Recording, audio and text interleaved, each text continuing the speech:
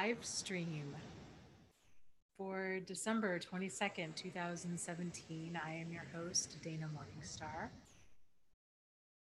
So, hello. No sound.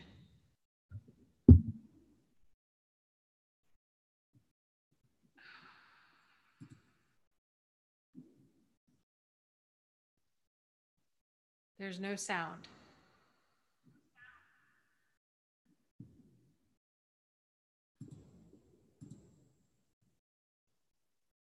Audio. Shannon's saying she can hear me okay. I got sound now. There's sound. Okay. We're good, but why is the video frozen? Oh, chaos.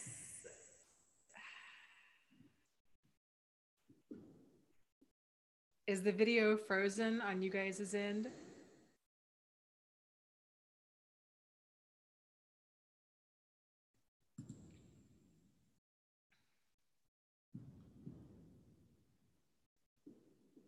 It's all good. Okay. Okay. That's so weird. Shannon says she's at the highest volume and can hardly hear. Okay, let me see if that makes a difference. I don't know if it will. Okay. Okay, weird. I don't know. I don't know why things fall apart like this. So I apologize. Hold on just a second. Okay, there we go. Sound is good. Everything's good. We're good. We're doing this. Okay. Good deal. So we got lots of people on tonight. Al Kuda Babe, Janet. Janet is Wigtow is here. Anna Narc Free. Edrin, Amber, Heather, Karen, New Chris, Shannon, Sunny Day, Green Eyes, S. Edward, Tanitria. Lots and lots of people around tonight. Awesome. So, okay. What am I doing? I'm hitting things. Hold on just a second. Chaos.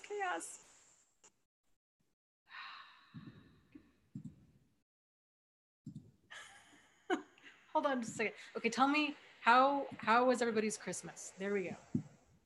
Good grief. Okay. How was your Christmas? How was everybody's holiday? And did you guys see I uploaded another like meditation video thing the other day?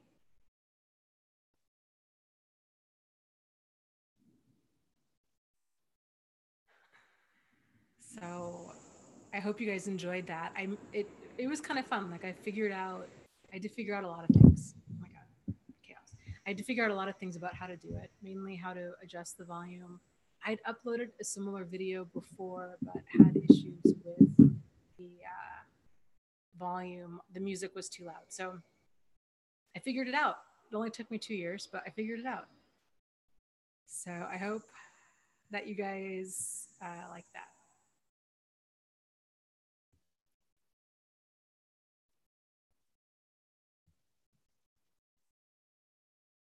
Very cool. James says, yeah, my Christmas was very calm, no drama, no abuse. Some of my family were like, you made the right choice, and validation is awesome. Yeah, validation is awesome. And I'm so glad to hear that you had some family that were supporting you in all this. I know it that's so often not the case for so many people, you know?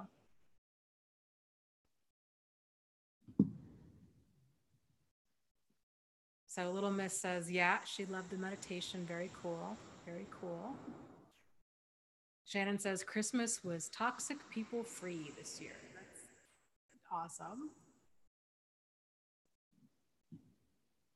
Yeah. Oh, good. Tanitra says, I love the meditation.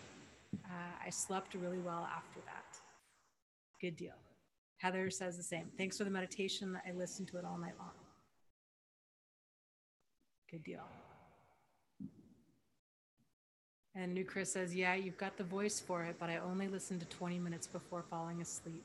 So, well, thank you, first of all. But that was that's the goal, is just to listen to it. And that was another reason as to why I made it for 8 hours, because it's just that soothing music. So whether you're at work or studying or trying to concentrate or just trying to relax, then you can even skip past the affirmations part and just go straight into the music if you want. But if you listen to it and fall asleep, then at least you've got some relaxing music for 8 hours.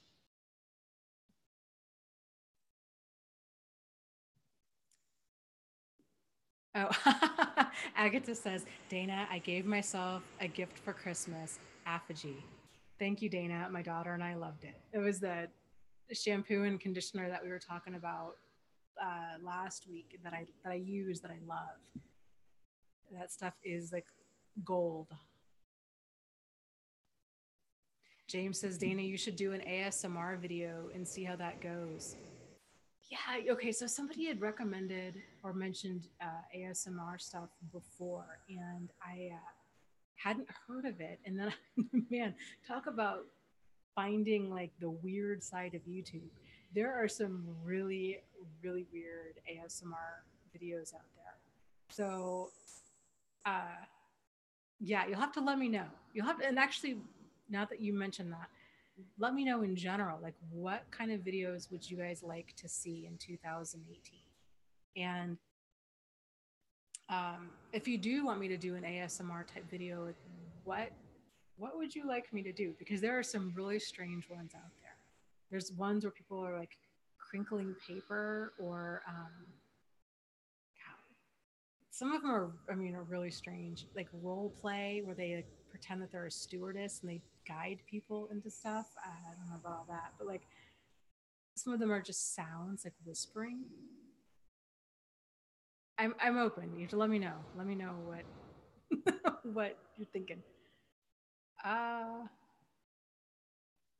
Little Miss says yes. I like the typing and chewing gum ASMR. Typing, I could totally see. That is a super relaxing sound. Chewing gum, really?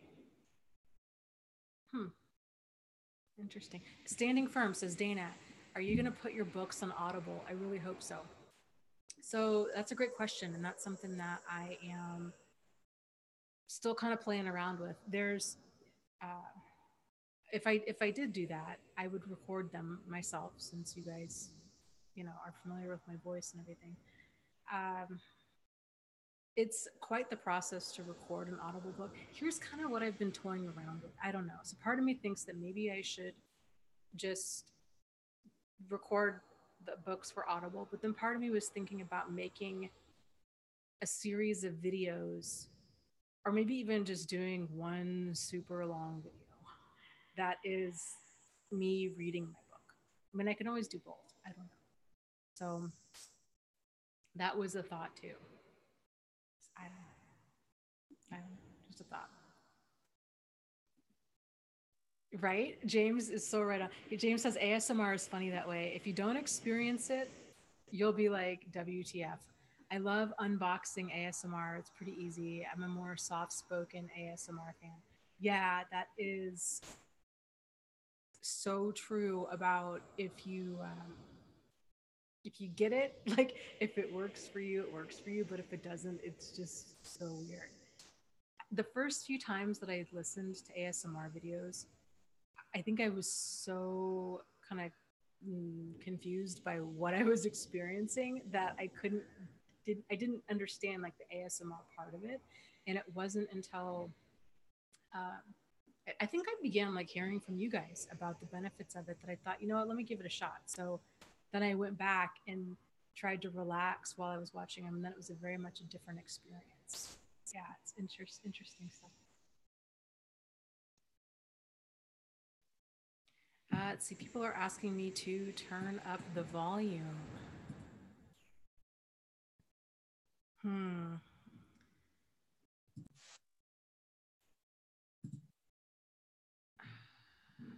It's, as far as I know, it's up all the way. Ah, hold on. Nope, nope, nope. Let's give me a second here. Let me see if I am doing anything.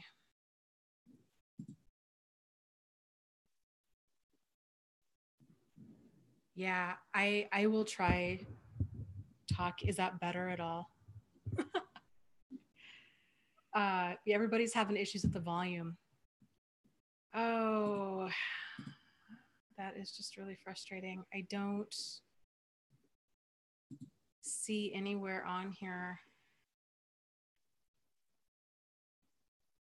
that I can change.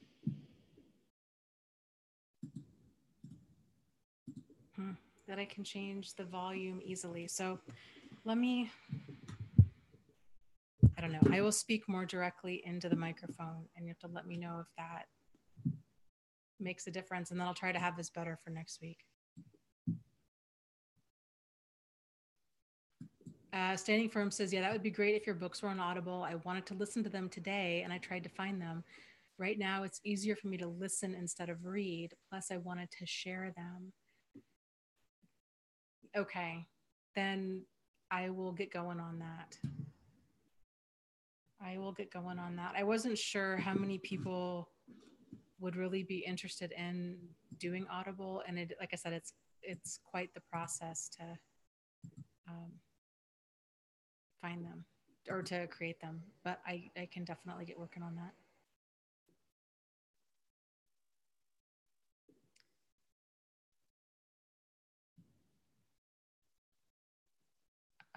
Okay, let's see. Oh, Lucy must be here. I haven't seen her, but I just saw somebody talking about her. Oh my gosh, hold on. Nope, nope. The microphone is plugged in. Somebody was saying, "Hey, check the microphone jack." Nope, that microphone is jack is in. Hmm.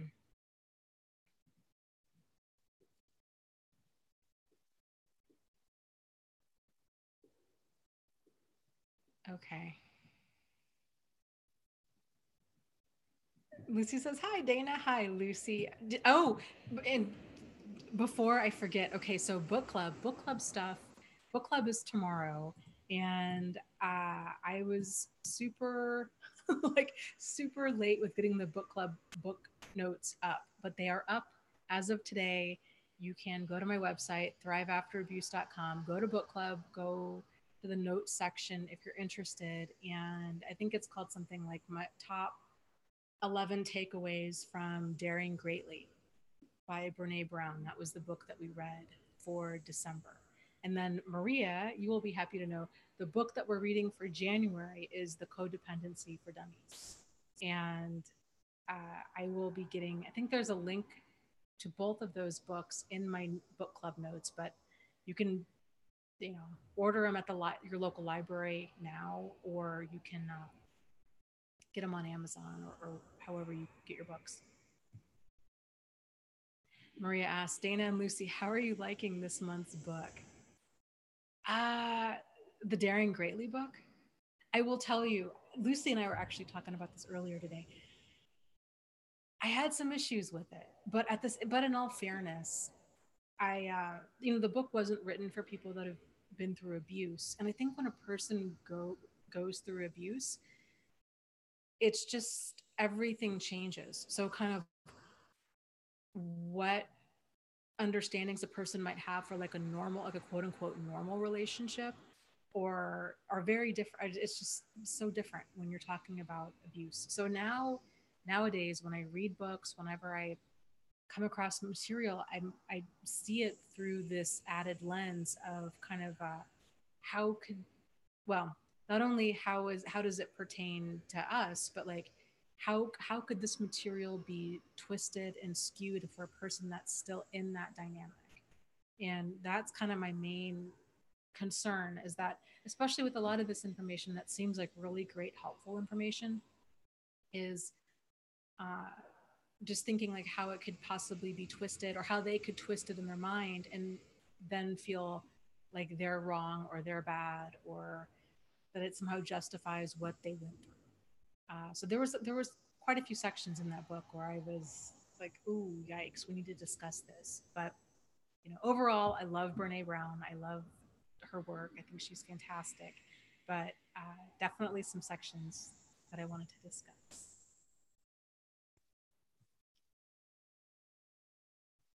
Okay.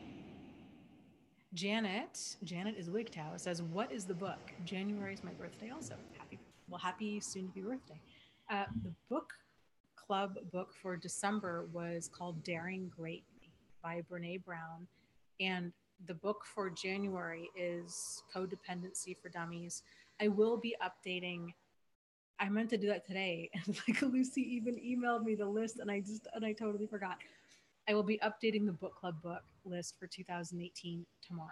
So then you can see all of the books that we're going to be reading for all of 2018. So if you want to order them ahead of time, you can. Um, book club discussion is tomorrow night at 6:30 p.m. Eastern Standard Time here on YouTube channel. So yeah, we'll be discussing the Daring Greatly book. So bring your questions if you have any.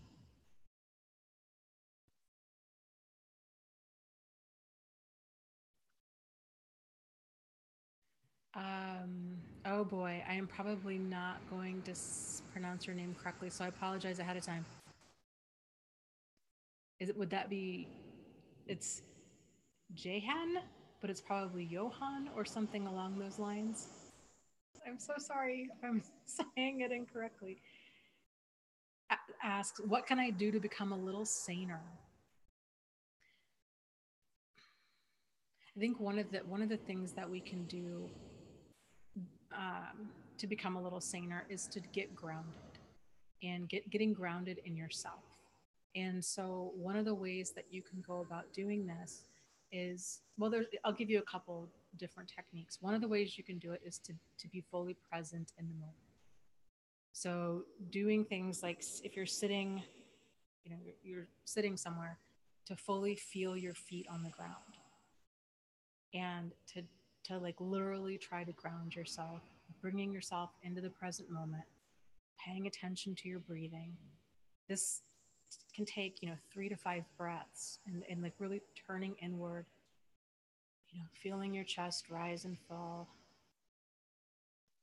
turning inward to the point where you can hear or feel your heartbeat. Being in the moment is a great way to ground yourself. uh, if you're wondering, uh, kind of this crazy making stuff is going on where you're like, is it me, is it them, like what's really going on, one of the things that you can do with that is there's a concept out there called getting a constant. And a constant is basically a person that you feel comfortable around. And this person can be anyone. It can be, fictional. They can be real. They can be dead or alive. They can be a person on TV. They can be a person in real life. Like, it doesn't matter. A person that you feel comfortable with. So, for example, my constant is my brother. I feel safe, secure, calm around him. I feel like I can be myself. I feel like he's an awesome guy. I really enjoy his company. I'm not second guessing him or his intentions or his motivations or his behavior. There is no feeling kind of unsettled or crazy making. So if you have somebody like that where you feel calm when you're around them and centered, getting that constant can be really good. So for those times that you are feeling knocked off balance, or you're just kind of feeling like you don't know what's going on or what to believe, or any of that, you can think about how you feel with that person, and that can ground you enough for you to get out of that kind of introspection of, is it them, is it me, is this weird, is this not weird, I don't know. Because manipulation can just leave a person very twisted and confused and kind of feeling like they're lost at sea. James was saying, for me to go into nature helps to ground me. Yes, there's walking meditations. that can be fantastic. So, there's places that have like full out like labyrinths that you can walk in, but you can do a walking meditation anywhere. So you can even just walk down your street. And then the whole purpose of that is to really be grounded enough in your body that you're feeling, your foot hit the ground to the point of you can tell, is the front of your foot hitting the ground first or is the back of your foot? And how does your body feel when your foot hits the pavement or the dirt or what have you? And it's just bringing that mindfulness to the rest of your body. Are you feeling any how does it feel in your calf and in your knee and in your leg, and just being allowing yourself to just be so kind of lost in that moment is it can really help to just kind of silence your mind and just get reconnected with yourself.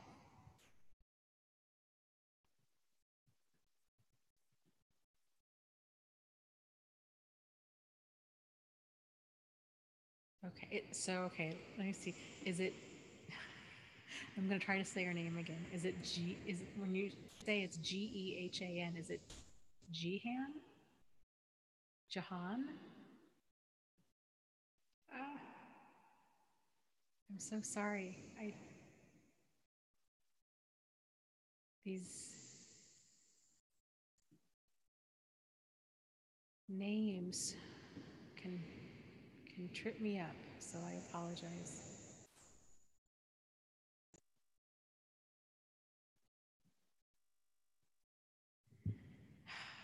Yeah, people are having issues with the volume. I wish I knew why. I don't know why. On my end it's fine. So, yeah, Karen says that's how I feel right now. Since I started watching your videos, I felt the same thing. Is it me or is it my husband? Yeah, and that level of introspection, it's oftentimes, well, it's due to confusion and it's due to manipulation. And that part, mental anguish in and of itself is a really big sign. Like if you're experiencing mental anguish in a relationship, that's generally a sign that something's off. And it's also a sign to do what you need to do in order to kind of get some distance and to get out of that headspace. Because what happens is we tend to be going around in a circle over and over again, trying to make sense of something, but odds are we're missing key pieces of information in order to actually make sense of what we're experiencing. And oftentimes the pieces that we're missing are parts of the manipulation, and that's why none of this makes sense.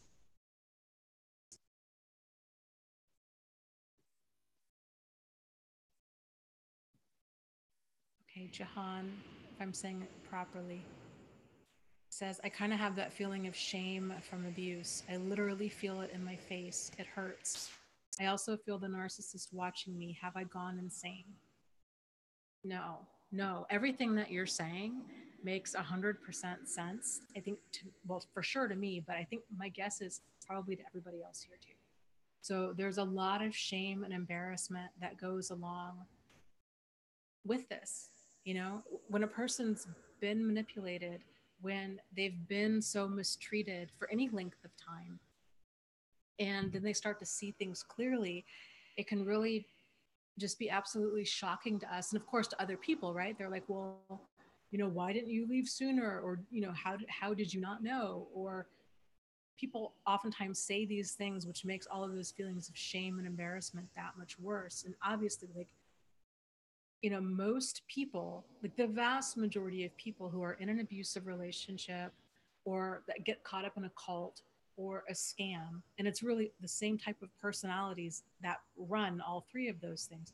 When whenever those things happen, the people that are in it don't realize, nobody realizes that they're in an abusive relationship or a cult or a scam. It's generally not until things become so problematic that they kind of realize, wow, okay, this is, what's going on. And that wake up call can be intensely painful. and it causes a lot of embarrassment and shame, and it can drive a lot of people to suicide. But it's really important that you realize lots of people, men and women, get caught up in this stuff, and it's not you. You know, it's and it's so easy, right? It's so easy for other people to say like, "Oh, that would never be me."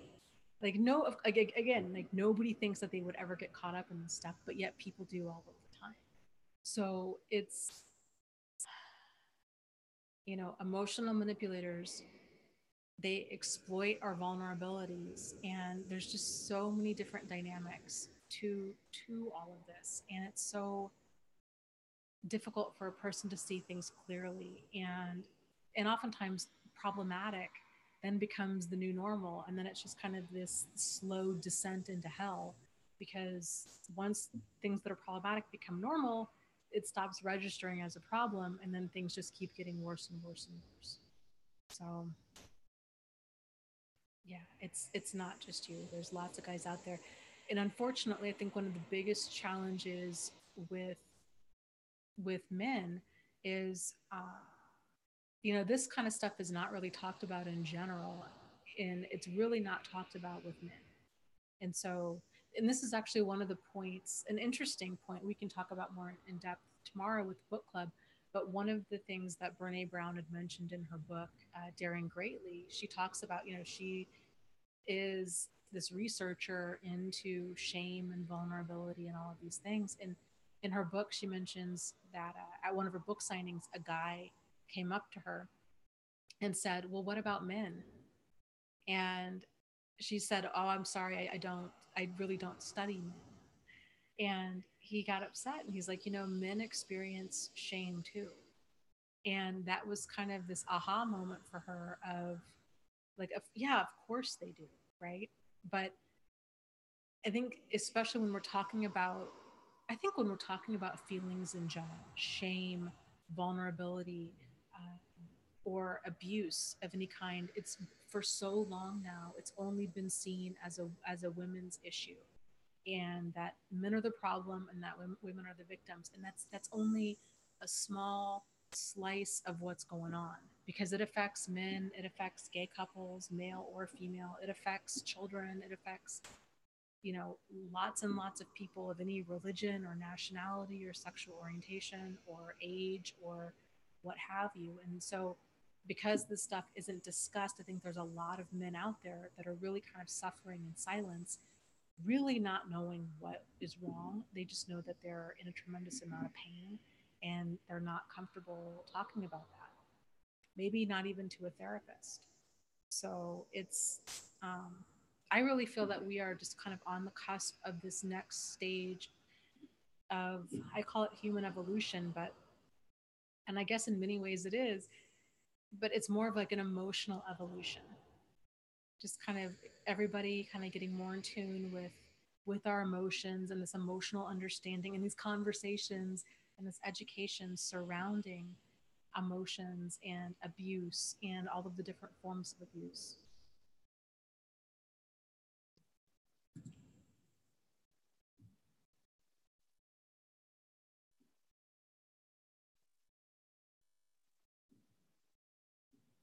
What?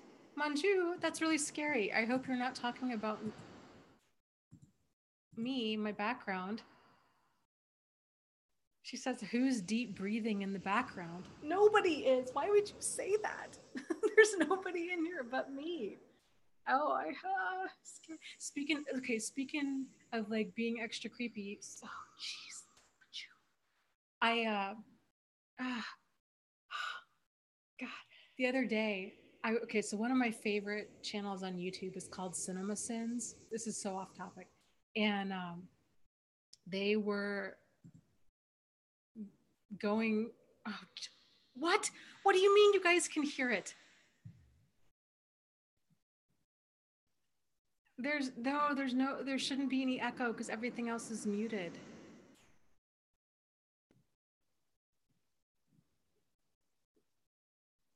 Oh my God, what? Oh my God, oh my God, you guys are freaking me out so much. Um, So anyways, okay, so I was watching my favorite channel, which is one of my favorite channels, which is called Cinema Sins, and they had reviewed a horror movie. And so I forget what it was, like The Changeling or something. I hadn't seen it. I don't watch horror movies because I get so scared so easily. And I made the mistake of watching it and I was terrified, and I just started sleeping with the light off again. But it took me 3 days.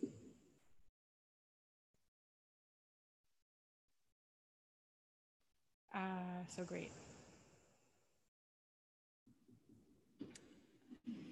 Yikes. Yikes. Oh, that was so scary. And then, of course, I feel like such a big baby because I'm 40, right? And I'm terrified. I'm terrified to like stretch out in the bed and like leave my feet at the end of the bed. And I'm scared to turn the lights off, and uh, scary stuff.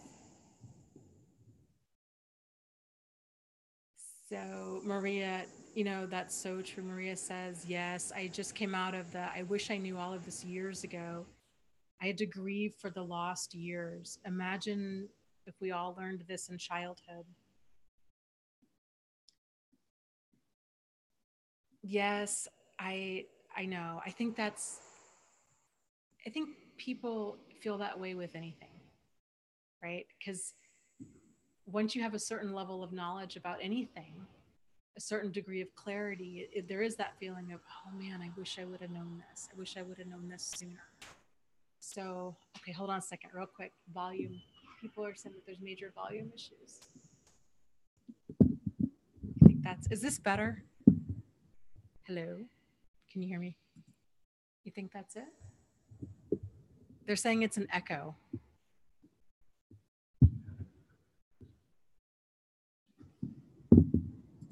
Uh, Hold on real quick, guys. We're trying to troubleshoot. No echo now. What? You guys are freaking me out. Manju says we hear breathing like somebody is meditating while you talk.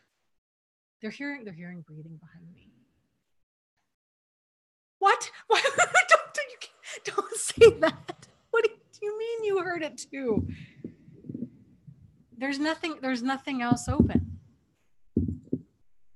There's seriously nothing else open. There's the Zoom screen, and then there's YouTube, and everything is muted. Oh my god, heart. That's muted.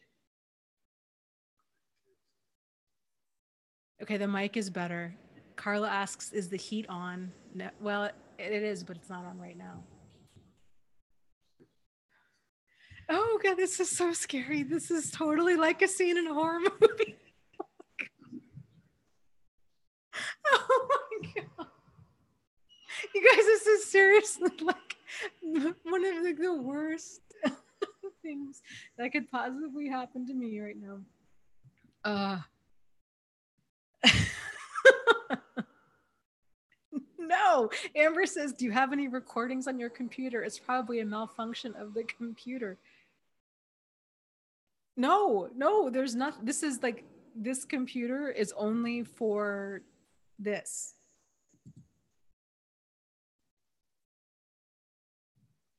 Um, Cheese, thank you for the live stream donation. I appreciate it.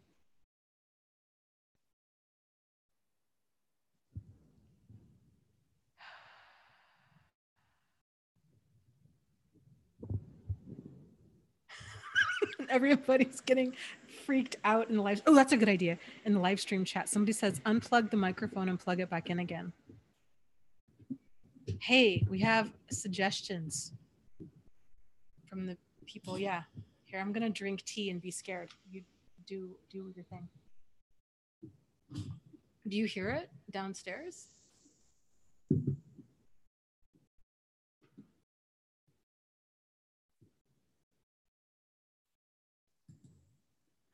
Okay, hold on. That is like the one.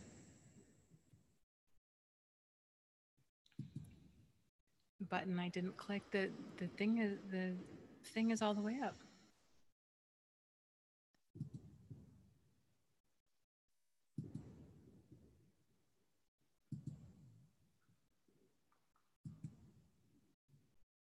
Oh my god, this is so scary.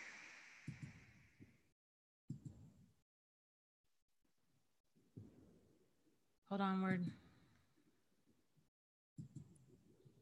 I don't know. I don't know. It's a weird echo. I mean, I don't know why I'm surprised. Like technology falls apart around me all the time.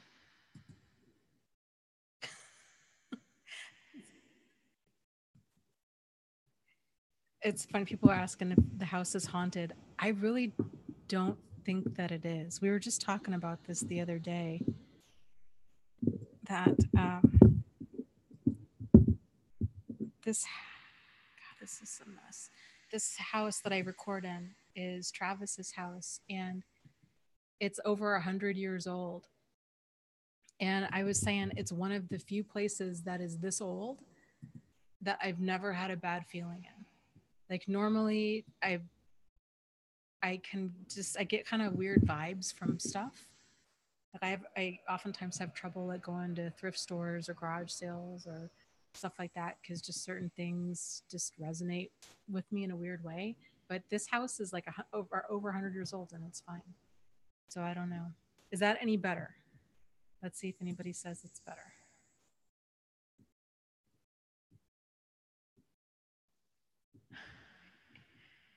Oh, great. Sable says it sounds like disembodied mofos. Oh, this is like the worst support group.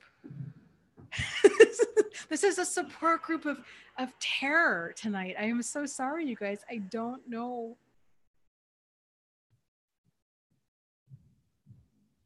what all is going on.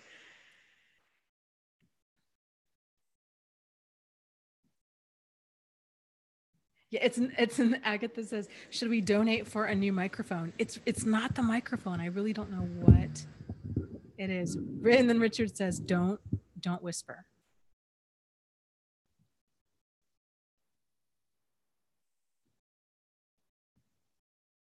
Yeah, you know what? Let me try. Let me just try like unplugging the microphone and plugging it back in again.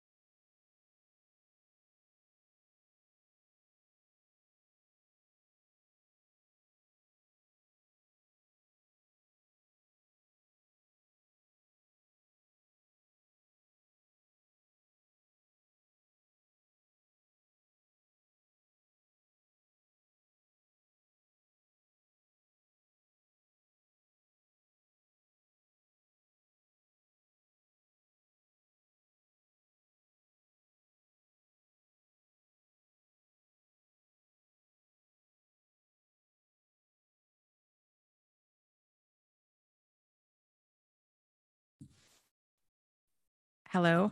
Okay, is it working now?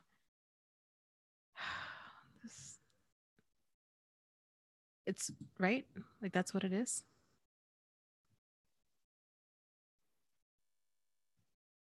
It's fine now.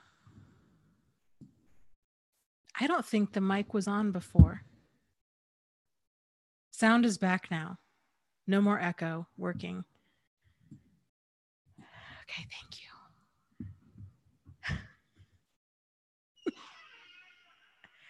Oh, and then we have the spooky door sound to add to it all. Oh man, I tell you. You guys seriously should have seen me the other day. I felt I could not believe I was curled up. I had my feet, I was in a ball sleeping because you know how it is when you get scared. Maybe it's just me. But you're like, okay, I can't straighten out because if I do, if a ghost like grab my feet, then that would just be that would be awful. But if I sleep in a ball, I'm somehow safe. This was my logic at 2 in the morning around Christmas.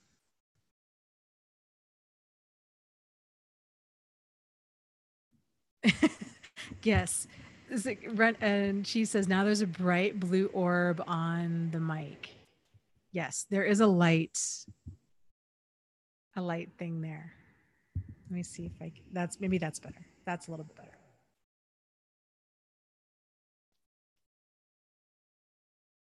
Katie says, I missed the breathing. No, no. Scary, scary.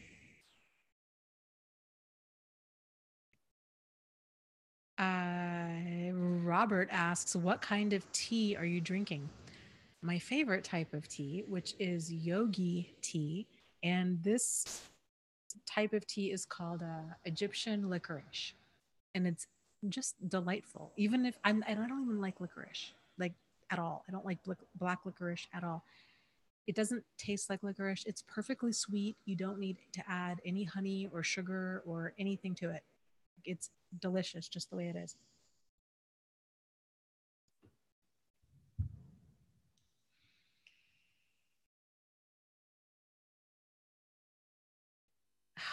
They said the weird sound is back.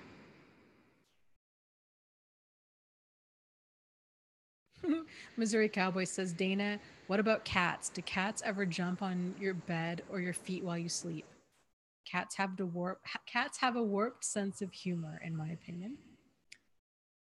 Yes. So the large cat, Templeton, is a total beefcake. He's probably close to 25 pounds. And what he does is he will jump on the bed and he will either stand on my calf muscle, which hurts a lot, or if that doesn't wake me up, he'll climb, like walk up my body and sit on my back and purr until I get up and feed him. Good times. Good times.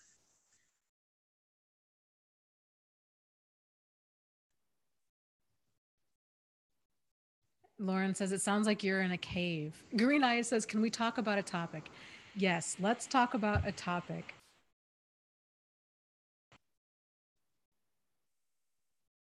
Oh, I love that. Maria says, can I share a great Jane Fonda quote I read today? You want to be seen, she emphasized. You want to be safe. You want to be celebrated. If you don't feel seen, safe, or celebrated, get out. I love that.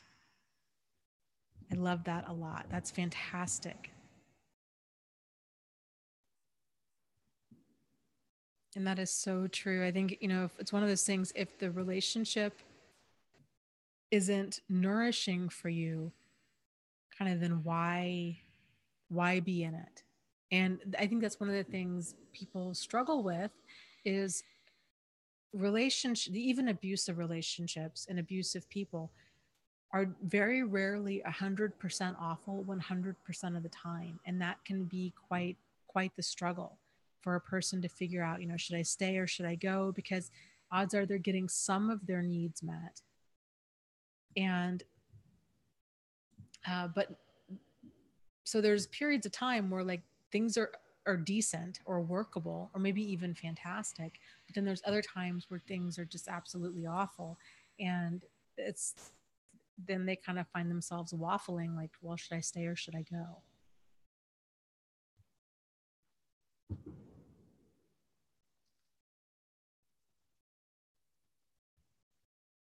So Tammy asks, does anyone here have trouble after months of feeling better, all of a sudden anxiety and fixated on the abuse all over again?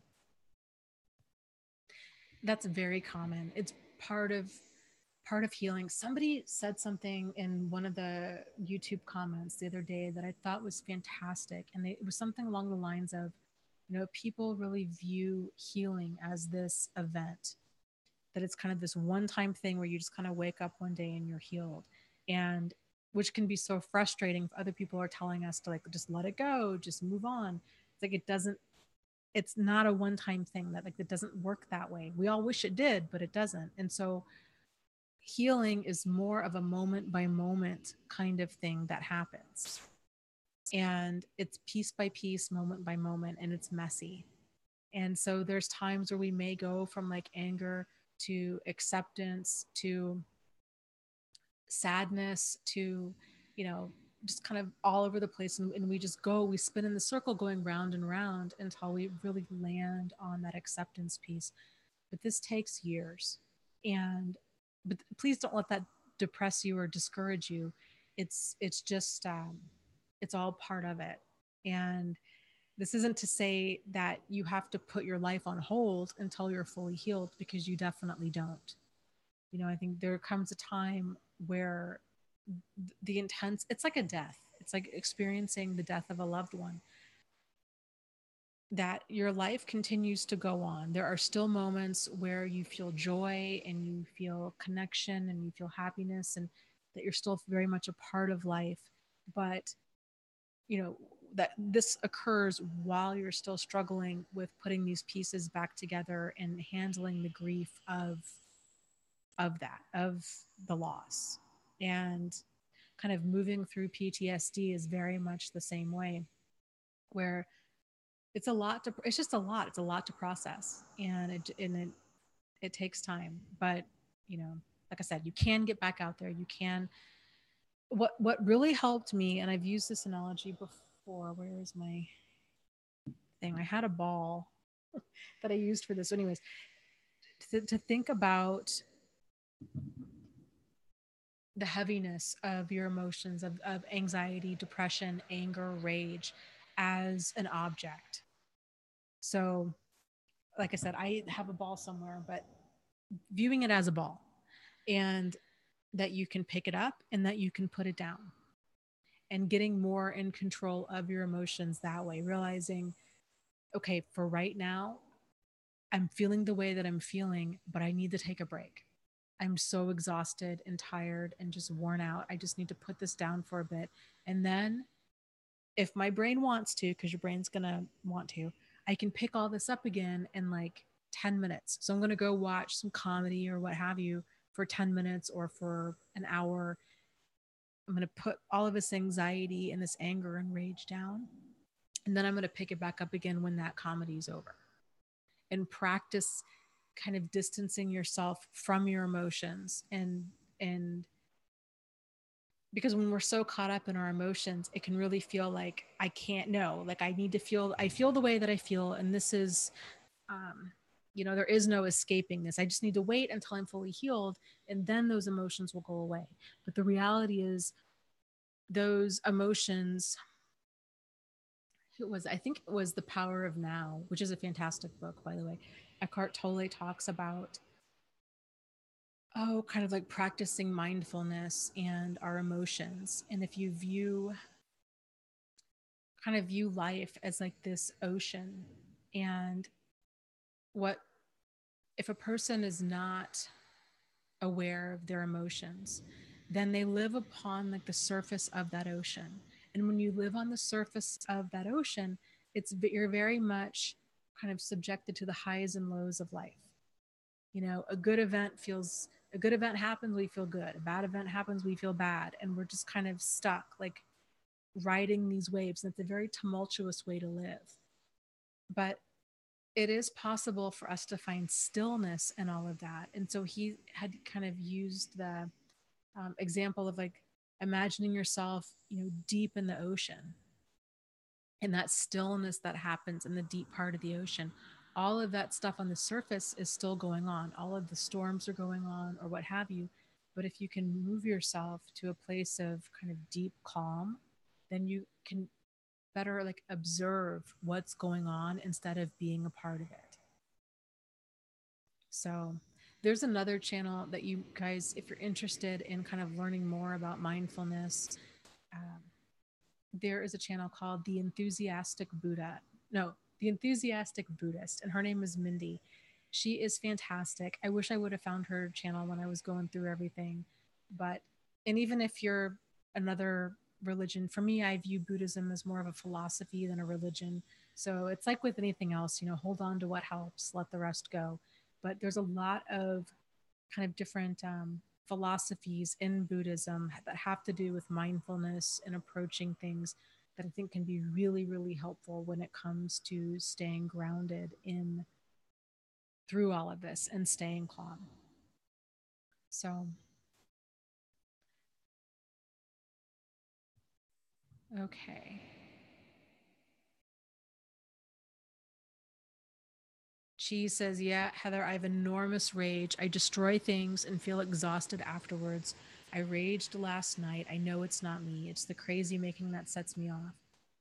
Yeah, and it's, you know, very normal for that crazy making to feel, for a person to feel pushed to where they just explode, because there's so much intensity in in that confusion and in that crazy making and in just that rage of not being able to get through to another person who is stonewalling and acting stupid and kind of, creating these draw it can bring outrage in anybody. When I went through all of this, I experienced emotions that I have never experienced before, to degrees that I have never experienced before. And that was very scary. So I think there's a lot to be said for kind of trying to channel that rage and destroying. If you're going to kind of open that door and release the rage, to release it in a way that is, I think, as most beneficial for you as possible. So last week, I think it was, people had mentioned, smashing stuff in the backyard, hitting a pillow, going in, screaming, going in your room and just screaming, going in your car and screaming, going for a run, listening to really intense music, and allowing yourself to get all worked up, but in a safe place like the gym, or getting all worked up and then going for a run outside and then just running it off to where you burn it off.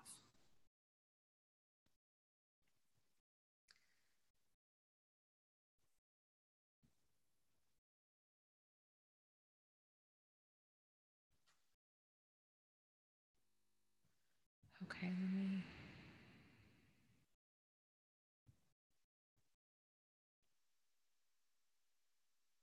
Manju says, I let my narc go completely. Honestly, I feel like narcissists either lead you to your own death or they try and kill you.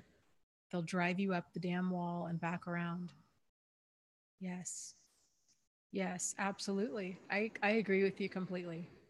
People that stay in these relationships is, not knowing what's going on or thinking that they're somehow to blame or any of this. And um it can drive a person to do and act in ways that is so not who they are. And a lot of people, and then what I hear oftentimes is people that are like, oh no, am I a narcissist, am I abusive? I am like total I've had this massive change in my personality. And then that really scares them, because they're like, I was not like this before. I don't want to be like this, and I'm scared I'm going to stay like this. What's wrong with me? And what's wrong is when abuse, especially more covert abuse, like emotional psychological abuse, it can be kind of like a pressure cooker for a person, and they don't oftentimes realize what's going on until things become so extreme, and then they react or they respond, and then they're noticing these personality changes within themselves, and it's just it's awful, um, but it's, I think, so backing up to kind of what we said before about like mental anguish and relationships, those are some of the early signs in this. So just for future reference, whether it's with a friend, a coworker, another significant other, what have you, is boundary wise, to decide to yourself, okay, I'm never again going to allow myself to be treated that way, because now that you see it clearly, and if you can see your emotions more clearly, realizing that it is never okay, that is a sign to leave. Like if you're feeling perpetual confusion, if you're feeling uh, this crazy making or mental anguish, those are all signs that that something is very, very wrong and it's time to go.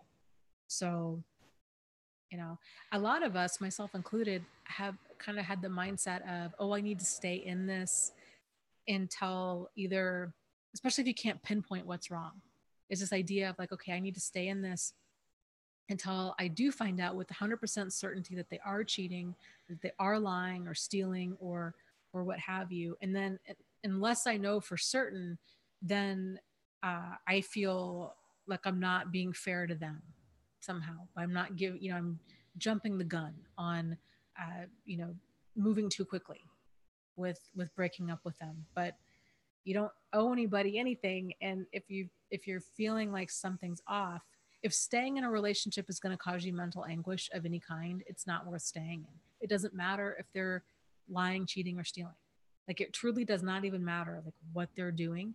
If you're experiencing mental anguish or perpetual discomfort or any of that, like, it's this is not the situation for you for whatever reason.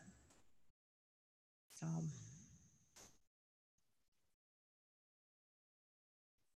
oh good, I'm glad. Maria was saying she was liking the book club notes. Yes, it took me quite a while to do book club notes for this last book because I felt like there was so much there. But we'll go. Well, yeah, we will for sure go through all that tomorrow night. Tomorrow night, 6:30 p.m. Eastern Standard Time, book club discussion for Daring Greatly by Brene Brown.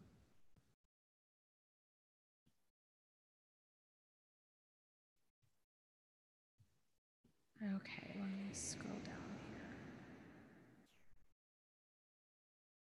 Nikki says, yeah, my ex would smile in my face and tell me he loved me, but cheated and degraded me behind my back. Yep, very common. And it's crazy making.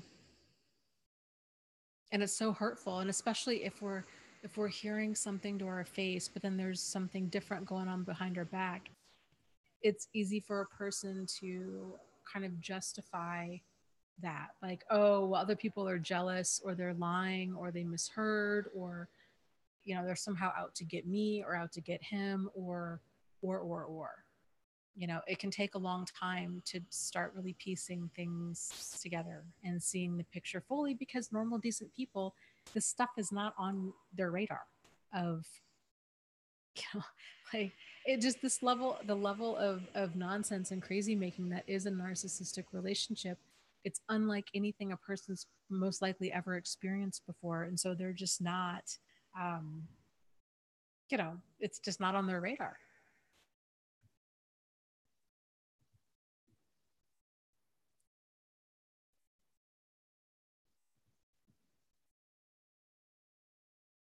Standing Firm says, it's like I can feel the cameras or feel him even when he's not here.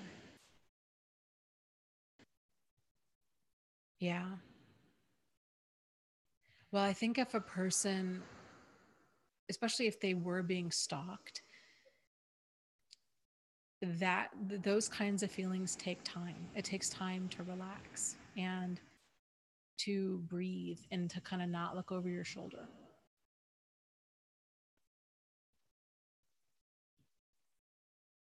Lucy, great comment, says, Gamer Christina, I'm sorry, but it really does help tremendously to get angry. Work hard on being really angry, really try. I think it'll help a lot. Yes. Yes. I think allowing yourself to get angry. I think what a lot of people, why they tend to be uncomfortable with this is I think for the most part, nobody's really taught on how to handle their emotions. And so, especially emotions like anger and rage are seen as a loss of control. Or I think in for women, especially, it's really frowned upon, that you're not allowed to be angry. I think more women tend to default into being sad or depressed than well, I say that, but I mean, obviously it depends on the woman, because some of them are absolute, like, scary, crazy angry. But uh, I think by and large, anger is a more acceptable emotion for men to express than it is for women. But even then, like how people are kind of socialized to express anger, it really varies. It's an interesting thing. So, but there's nothing wrong with being angry. It's a normal human emotion, especially after being victimized some way. And there can be a lot of benefit and healing that can come from channeling that anger. I think why people tend to be uncomfortable with it is because anger is one of those emotions where if once you open the door and you're like, okay, anger, you can go ahead and come out, then if we're not, it can be like turning on a fire hose, and it's just kind of going every which way. And we're like, I don't know how to handle this. And so because I don't know how to handle this, I'm just going to keep that door closed because at least I know that things are somewhat under my control. But like I was saying before, if you can allow yourself a chance to express that emotion in a healthy way, turning on really intense music and going for a run, or turning on intense music and journaling, or um, getting a punching bag or punching your pillow or screaming or just letting it come out, even if. So here's something else too: is a lot of people struggle with feeling numb. They're just in shock after this happens, and they don't know what to do. Like, I don't know how to feel any of these feelings. I just feel numb. I don't feel sad, I don't feel angry, I'm just numb. To again allow yourself time to cry or to get angry or to be hurt. So um watching a sad movie, something that is going to make you cry, uh, being okay, being like, okay, I need to kind of shift out of feeling numb. And the good news is there's momentum in other emotions. Like there's momentum in anger and rage. There's not a lot of momentum in depression. And depression and numbness can be very hard to shift out of because it can very quickly become just this kind of apathetic, complacency, and a person may not realize that they're being stagnant, and they may stay that way for years or decades. So, you know, I think letting these emotions surface, channeling them in a healthy way, and getting help. Like if you are stuck in that stage of depression, and it can be so difficult. This is something I really struggle with.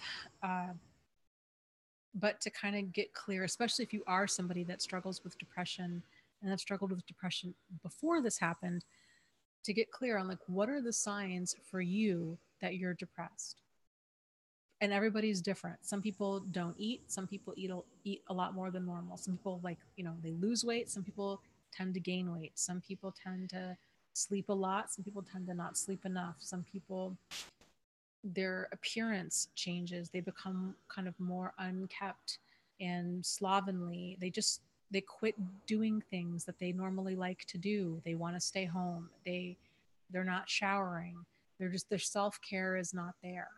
And so really getting clear on, okay, how do what has been my pattern for expressing depression.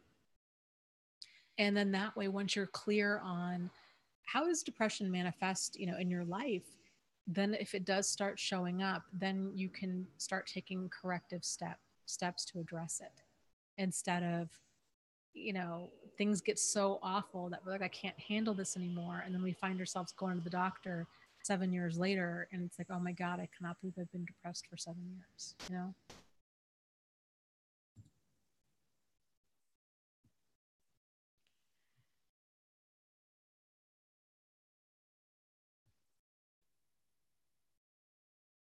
James says, I guess I'm a unicorn.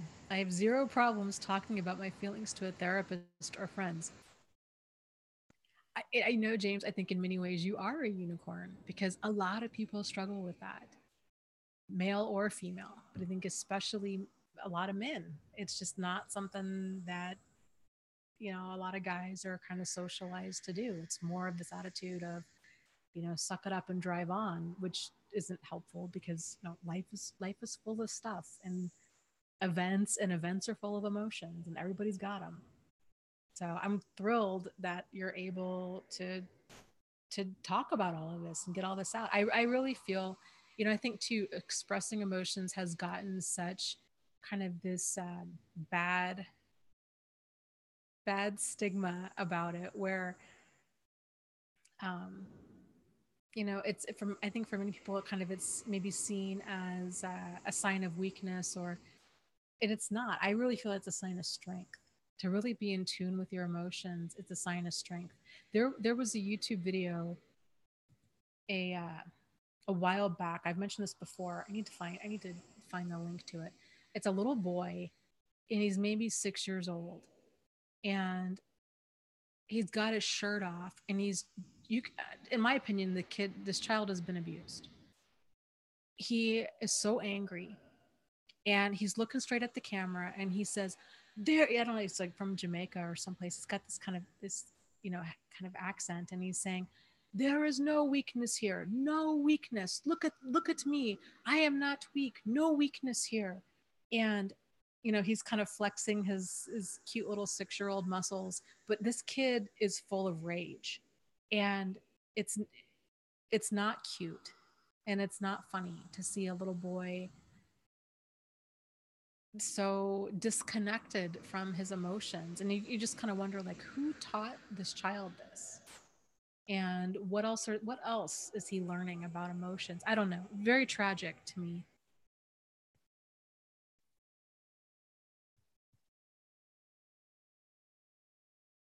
Standing firm. Okay, great question. Says, okay, but what if your adult children are with the narcissists? Do you tell them or warn them?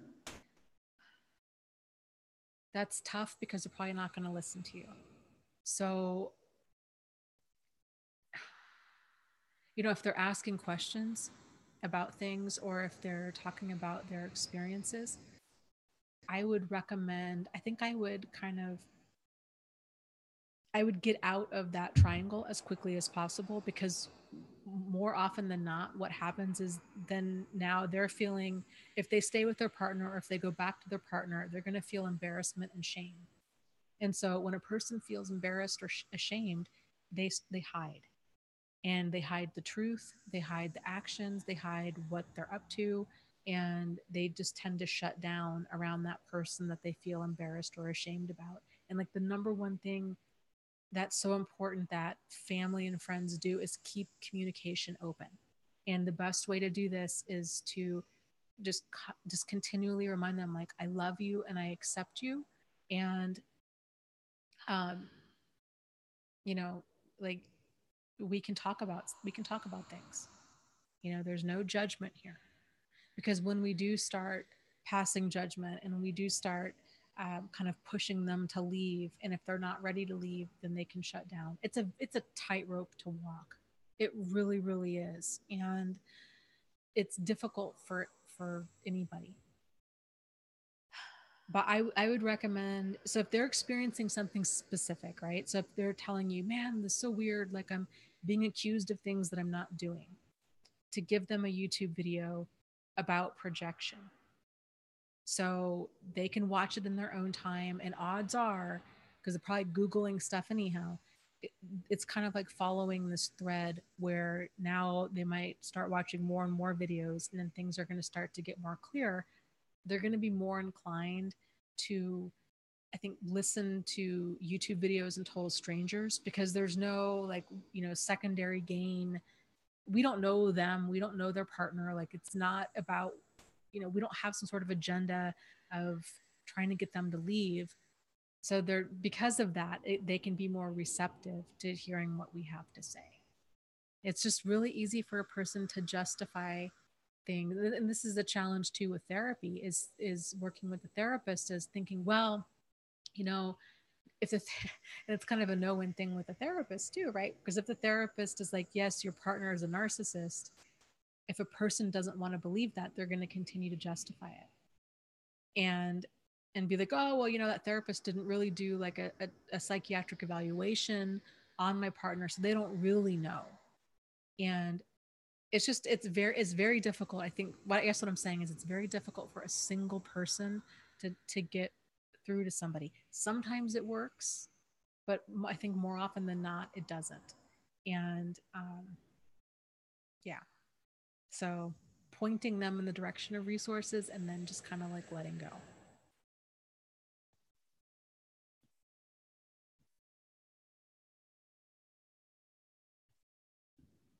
Okay.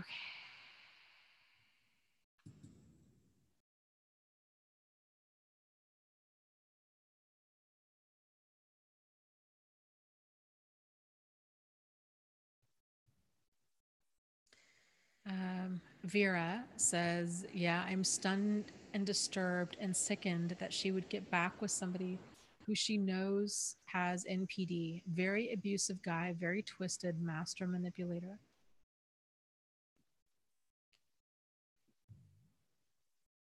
You know, on average, it takes a person 7 times of leaving before they end up leaving for good. And there's so many reasons for that, right? Like they're either being blamed for the abuse, the whole look at what you made me do. You know, you forgot to buy cat food at the store and I yelled at you, but it's not my fault. Like you made me do it because you forgot to buy cat food. And when a person's in that and the abusive person is so sincere, like with what they're saying, right? Like with blaming them and being like, it's your fault. Like you made me do this. You pushed me, you know, and they won't apologize. They really seem to feel like they are right in this, and in their mind they are, but it's not. It's because it's for all these screwed up, twisted reasons. It's not valid reasons. But when a person's on the other side of that, it can be so twisted. It's manipulation, and it's just this, you're getting caught up with somebody's pathological thinking that it's so difficult to kind of figure out like what's going on, who's to blame, did I do this. I mean, I guess, you know, if I had bought cat food this wouldn't have happened, so I'll double up my efforts to write things down or remember. And then that's how the target of abuse starts walking on eggshells and trying to do things differently to avoid the abuse. Because if you think about it, I mean, it seems logical, right? If you got yelled at for forgetting to do something, kind of logic would dictate, okay, well then I'm not going to do that next time. Like I'll do better. But the crazy making part with an abusive person is it's not even about our actions. You know, it's the goalposts keep moving because it's the abuse isn't about us, it's about them. It's about them, you know. And a person it's okay to be frustrated, right? Like if your partner forgets to buy cat food and it's midnight and it's Christmas Eve and it's snowing and you're irritated, it's one thing to be irritated, but there's never any justification for being cruel or for being abusive. Like that's not okay. You know, there's other ways of expressing irritation and frustration than like, you know, yelling at your partner or calling names or berating them or what have you. So it's how they're handling that. And then with a lot of abusers, it really is. I mean, you could do one thing one day and they're okay with it. And then the next day they're not okay with it. Like there's just not enough eggshells in the world that a person can walk on that's going to make another person, make an abusive person treat you with respect. Like you can't, trying to earn that is, it's an exercise in crazy making and futility. And these are just deeply dysfunctional, deeply unaware, emotionally stunted people. And trying to get through to them is, you know, it's it just doesn't work. Vera says, yes, she's left him in the past, maybe 5 times. I hope 7 times sooner than later. He is very dangerous.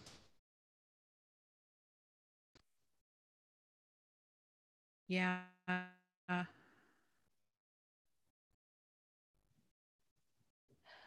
So, and what's scary too is oftentimes leaving an abuser for many people, especially if the person's dangerous, is leaving is just the start of it. And then there's this whole other, they have to navigate, like, how do you leave safely? And in truly getting them to understand, like, you might die staying with this person. This is how like murders happen. And murder suicides, like, these people are, they're not, you're not dealing with a sane, reasonable person. You're dealing with somebody who's deeply twisted and dysfunctional. Your love can't save them. They get better, they get worse, not better.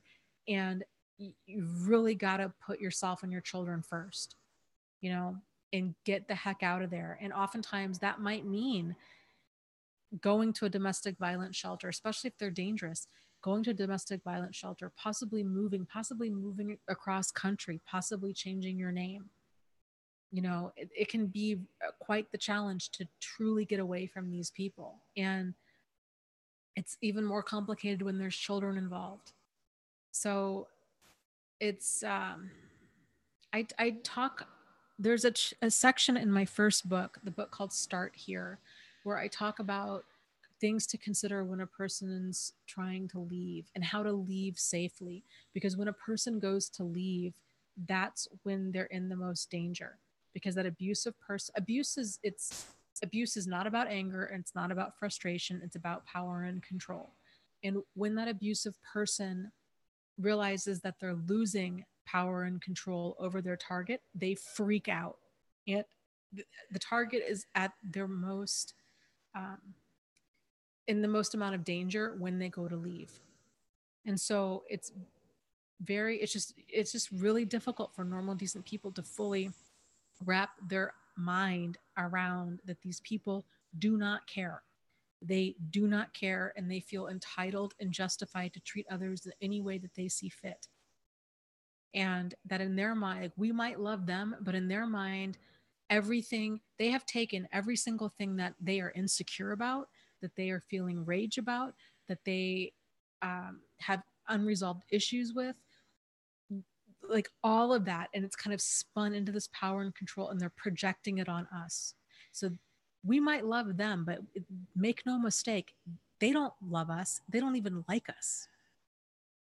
In their mind, everything that is bad and wrong about them, they see in us.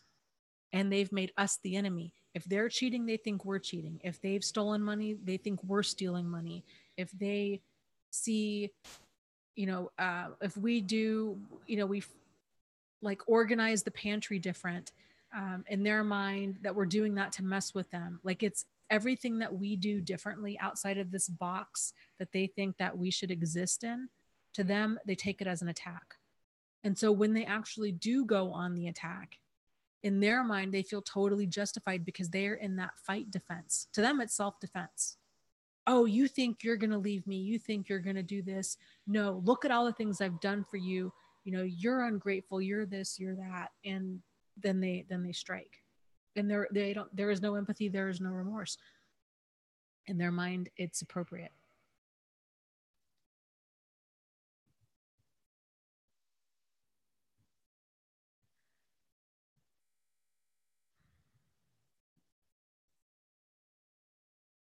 Yeah, Jill S says, yeah, they don't even like us. This is so true. Yeah, that was one of my first of many, I think, or at least top five of many aha moments that I had, was in realizing with Jack, I couldn't figure out what was going on. Like, there were just all of the cheating, all of the lies, all of talking to his ex-wife, and she was like, you just need to run this guy. And she had the exact same experience with him. And she left. They were only married for a few months before the truth about him began surfacing, and she just got out of there. But I found on online dating, he was on all these different online dating sites. And what, I don't know, like, there was a lot that did it for me, but one thing that I really remember very clearly was he had used my pet name for him as his screen name on several dating sites. And that was when I realized, oh no, like, this isn't relationship issues. This isn't, he's a sex addict. This isn't um, anything that I kind of thought it might be. This is, this guy truly just doesn't care. Because for a person to just, you know, to use a person's pet name for them as their screen name to line up other partners, like, and that was when I realized, yeah, this guy, not only does he not love me, he doesn't even like me. Like, he doesn't care at all. And then that was when I really began going down that rabbit hole and realizing, and I think that he was also trying to kill me, you know, and all of the signs were there, but I just couldn't see it because it didn't make sense to me at the time. So, yeah.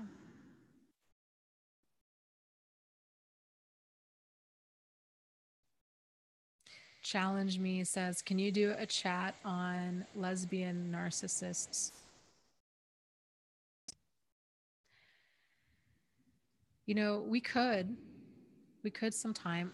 I think it's the same behavior, whether it's male, female, significant other, parent, coworker, friend, quote unquote friend, you name it. It's that same type of like manipulative, malicious, destructive, crazy making, triangulating, stonewalling, projecting, madness inducing behavior.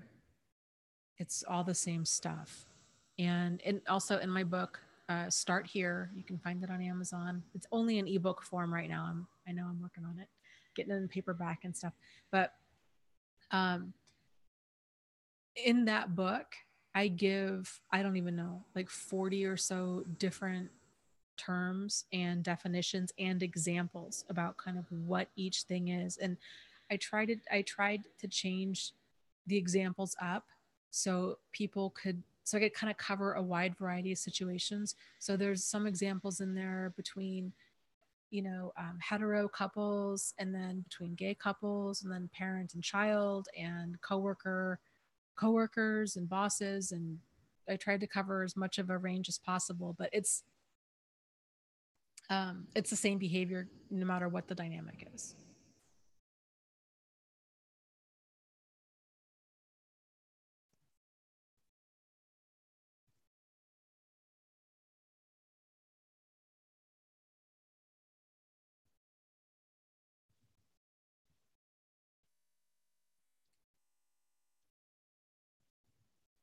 Okay.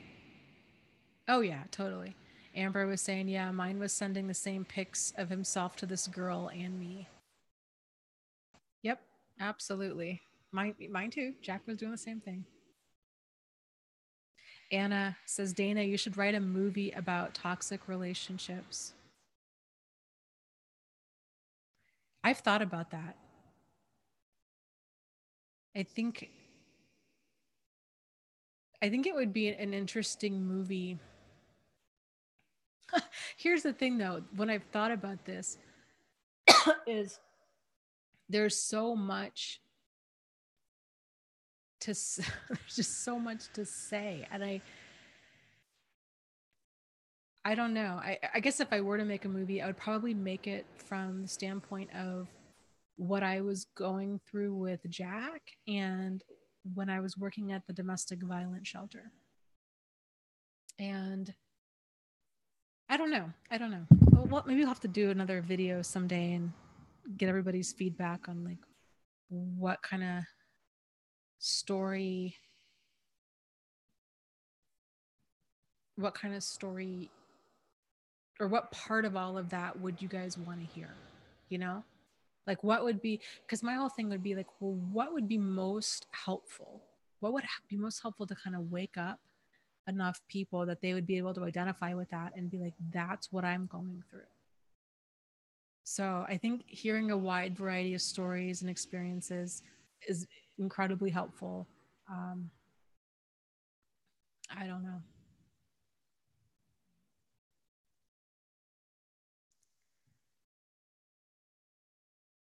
Peace asks, is it possible to go to school without your narc family knowing? It totally depends on your dynamic with them, but assuming that you're an adult and you live on your own and um, all that. Yeah, you know, if you don't need them to get loans, or if you don't need them to help contribute financially, if you can get your own loans or pay your own tuition, or, and if we're talking about college here, I'm assuming you're talking about college or some sort of trade school, then yeah, you don't need them for that. And whoever you decide to tell is 100% on you. Peace says, no, I live with them. That might be tricky as far as financial aid goes. So you might want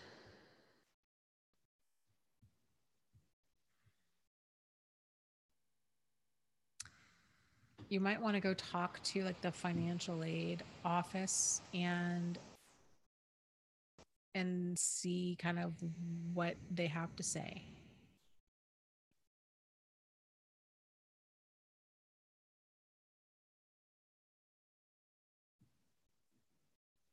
Yeah, I mean, OP says I'm trying to pay for college with my own money.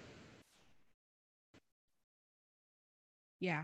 I mean, then they don't need to know. I mean, they might wonder where you are, right? Like if you're not there, or uh, they might see your books laying around the house. I mean, there might be questions, but if you can kind of do all that stuff on the sly, then you know.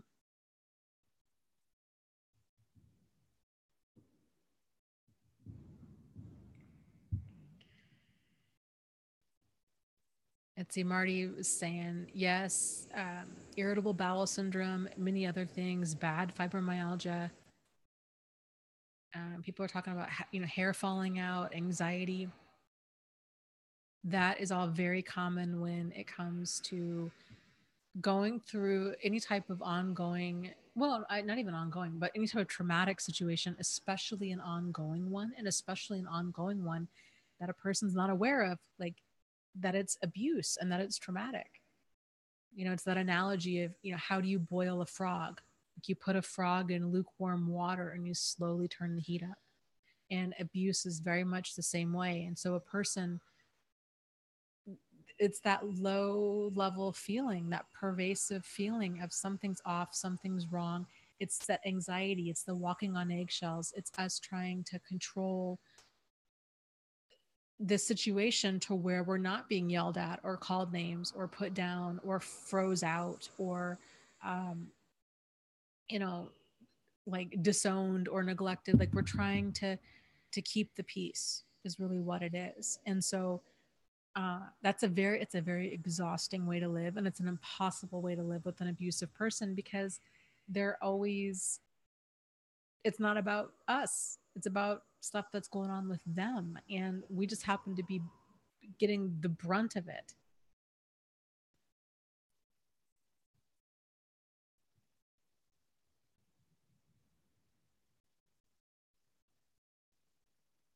James says he's going to make a GoFundMe and start a rage room business. Honestly, I think that's a really good idea. We were joking about it last time about having like a rage cafe, but for real, because people don't know how to handle anger. It's not socially acceptable. I think most people would be like, yes, please, I need a put me in a padded room where I can just attack the walls, or give me a baseball bat and like let me loose in a junkyard, something where I can just get this stuff out of my system and nobody's going to look at me while I'm screaming, attacking an old Chevy with the baseball bat. You know, I I think there's a market out there for that. Oh, Marty, already saying, talking about a breathing. He's a ghost breathing. Oh God, you guys, it's gonna take me another week before I can sleep with the lights off. You're freaking me out.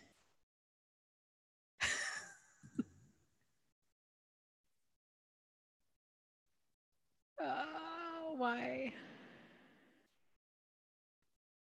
Yeah, Heather says I that she knew a woman who had fibromyalgia during marriage with a narcissist, and it went away after divorce. totally. I think there's so much of that. A person's like, man, and that's what they'll tend to go to the doctor for, is something like, I have chronic pain, I have chronic headaches, I don't know why I can't lose weight, or I don't know why I can't keep weight on, or I don't know why I can't sleep, or um, any type of like inflammatory disorder. This, IBS, multiple sclerosis, yeah, Crohn's. I mean, the arthritis. Like, there's so many different ones out there. That stress is such a major component to it, and when we've been in this pressure cooker for a long time and we just don't realize that that's become our new normal. And so then when we do move out, it's sort of like, oh my goodness, like you don't realize how much weight you are carrying on your shoulders until you're in a different situation. And then it just makes you want to cry because you're like, oh my goodness, how did I live like that for so long? You know? And yeah, very, very intense. But a lot of times getting out of that stress, those symptoms and issues do tend to resolve themselves. They might not go away 100%, but they do tend to get better for a lot of people.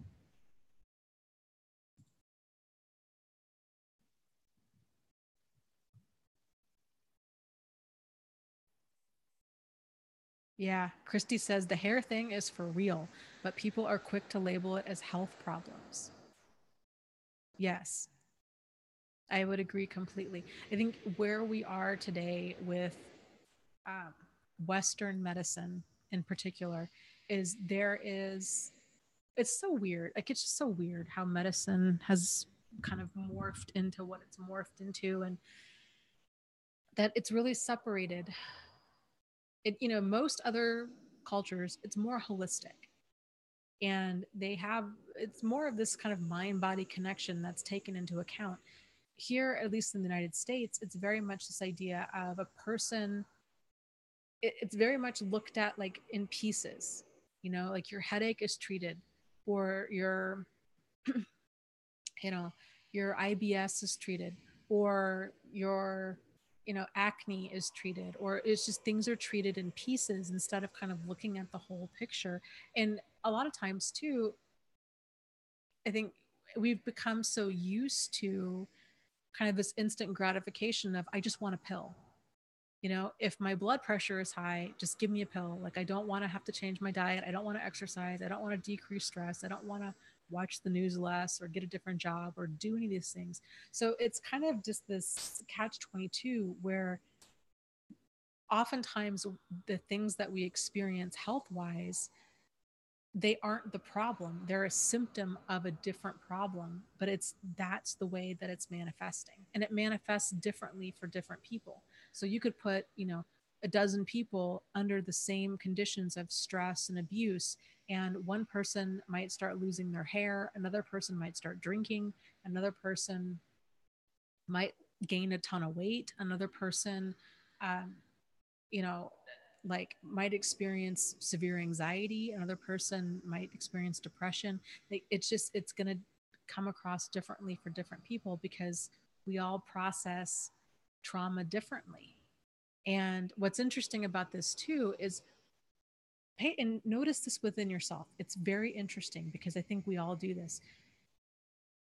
We tend, if we're uncomfortable with kind of verbalizing what's going on, we tend to find kind of blame issues on things that we are comfortable with. So, for example, if a person has a holiday function, right, a Christmas party, they're like, I really don't want to go to that. If they're not comfortable saying, I really don't want to go, then they might feel more comfortable with saying, you know what, I've got a headache, or I'm just not feeling good. So they might use an excuse that they do feel is more acceptable instead of the truth. And then here's where things get really crazy is they might say something like, you know what, I've got a headache, or I'm sick. And then later on, they do end up developing a headache or getting sick. So it's kind of this weird thing where then we might, and maybe this happens because we feel guilty for lying and saying we have a headache when we really don't. And so then, as a weird way of our body trying to um, ease that guilt of lying, it actually kind of creates a headache. So now we've kind of created this weird self-fulfilling prophecy. I think kids tend to do this with missing school. You know, they don't feel good, they have a stomach ache, it's this, that, and the other. And oftentimes that's not what's going on at all. They might be getting bullied, they might be upset because of stuff at home, they might have anxiety about a test. But children, especially, because, and again, this stuff's not taught. So, you know, they might be experiencing these things, but they might not be comfortable verbalizing it, or they might just not even be aware. They might be so disconnected from how they feel that they don't even know how they feel. And so all they know is that they just don't feel good. Now their stomach hurts. And that might be true, but it's not because of something they ate. Maybe it's because of stuff that's going on at home, or it's because of the test or their teacher, or they're getting bullied, or what have you. So interesting stuff. And I think too, with children and with us, taking time to get more in tune with these emotions.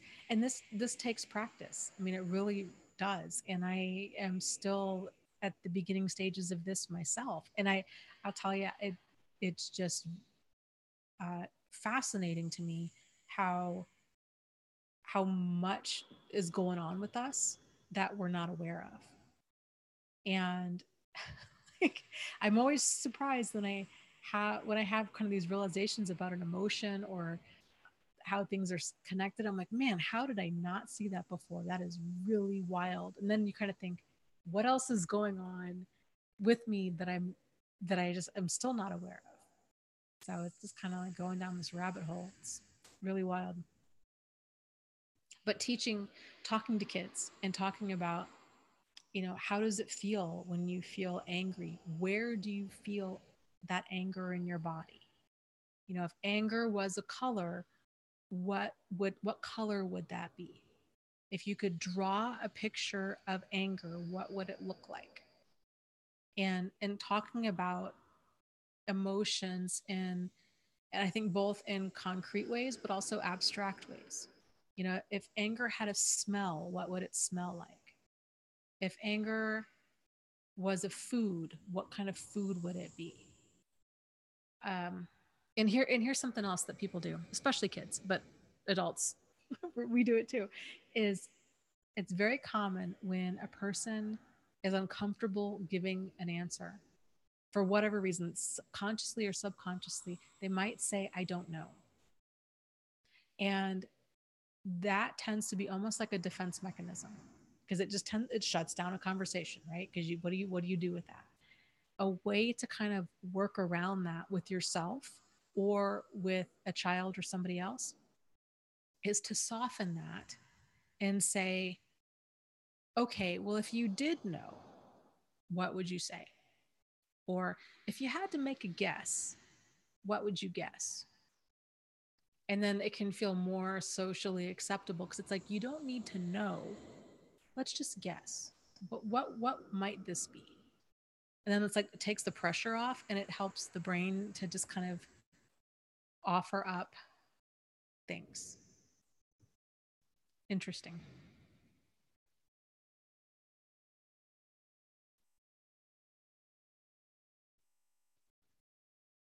Mo says, Dana, my anger made me lose my awesome job. I hate my anger and I want to stop thinking about it.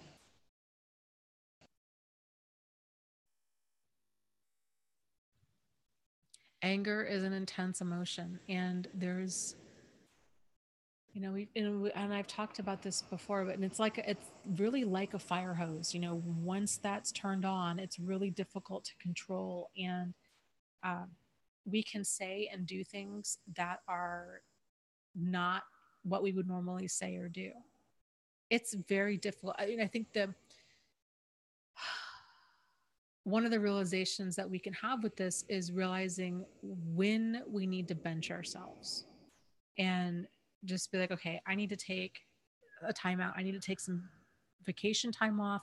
Or if you can't do that, if you're in the middle of a meeting and you're finding yourself all worked up, to be like, okay, I need to get up and just go to the bathroom and wash my hands or splash cold water on my face or just take some time to pace up and down the hallway and let things go. Sometimes in work situations, it can help talking to, if you have a boss, to talk to your boss and just say, I'm going through, and maybe, framing it however you're comfortable with. But for them, it might be easier to understand if I'm going through a really bad breakup right now, and I'm feeling, I'm struggling with a lot of anger right now, and I'm trying to control it in the best way that I know how, and I feel like I'm just really not myself.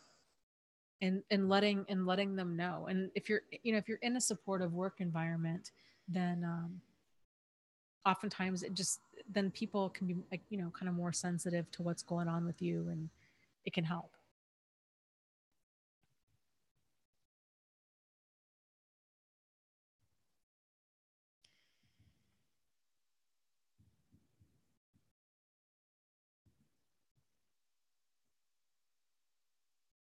Oh yes, I agree. Standing Firm says sometimes you just need someone to cry with, hear a kind word. I wish there was a 12-step group for healing and to have a sponsor. It's so hard.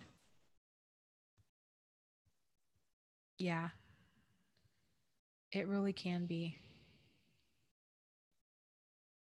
And I think you're absolutely correct. I think that is what most people need, is just a place where they can cry and be heard.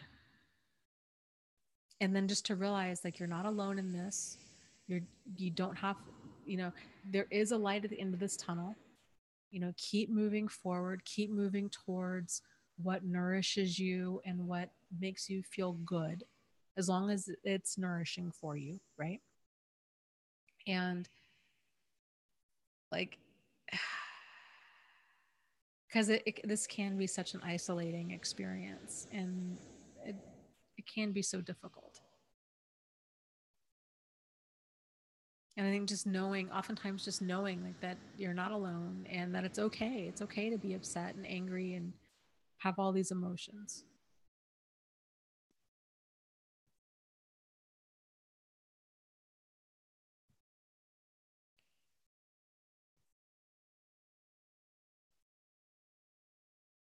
Nikki asks, do all narcissists change their personalities depending on who they're around? You know, I don't, it's hard to say, like, kind of these kind of sweeping generalizations like that. Do they all do that? Probably not. There's actually, now that I'm thinking about it, like, there's a couple of people that come to mind that really haven't. They lacked the emotional intelligence to realize that, to actually do that. Like, they were just, and when I hear people talk about this narcissist in their life, and they're like, I don't know if this person is like autistic or kind of what's going on. Oftentimes what they're trying to vocalize with that is, this person really seems to be very unaware of their behavior and how damaging it is and what a jerk they are. And that doesn't mean, I mean, they could be autistic, but they are also abusive, and not all autistic people are abusive, right? So um so some people, a lot of them do have the emotional intelligence to realize, to kind of adapt to their different environments, because they're going to be able to manipulate better if they can actually emotionally connect with their targets and kind of become this emotional chameleon. But some of them, I think, are just arrogant and brash, and they're just kind of quote unquote that guy or that girl in every situation, and they don't know when to turn it off or to tone it down or to reel it in or any of that. They're just unapologetically themselves to a point of ridiculousness. you know.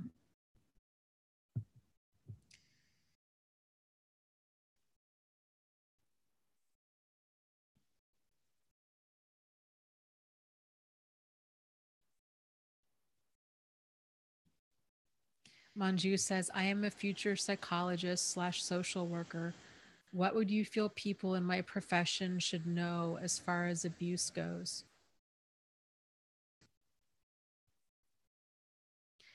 I would say understanding what it is, I think, is first off, and that frankly, there's so God, there's so much. Um, I would encourage,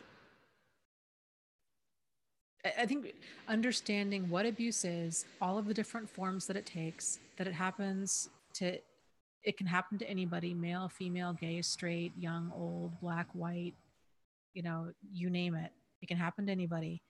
And to understand that if a person is coming to see you for therapy and they're having issues, they're having pervasive and persistent issues in their relationship with, I think that would be the thing, what you would probably see most of. That would be a good place to start, is figuring out is what, if this person is coming to you for therapy, or if they're coming to you, is this an isolated event or is this a pattern? And that'll really very quickly clue you into what's going on. Because what tends to happen is a lot of targets of abuse, or if they do go to therapy, or they are working with a social worker in whatever capacity, they will tend to focus on each of abusive event as an event, because they don't realize that it's all related in part. And then also they're trying to minimize what they're experiencing, if especially if they want to stay. So they might go into therapy because of their partner's cheating, but they might only talk about that one event. But what they're not talking about is, oh, there's been, three other times, but I've also kind of questioned this person for the past 10 years, you know, or so I would kind of do some sniffing around to see, is it an event or is it a pattern? And if it's a pattern, because here's the thing with abuse, it's very rarely, if ever, just one type of abuse.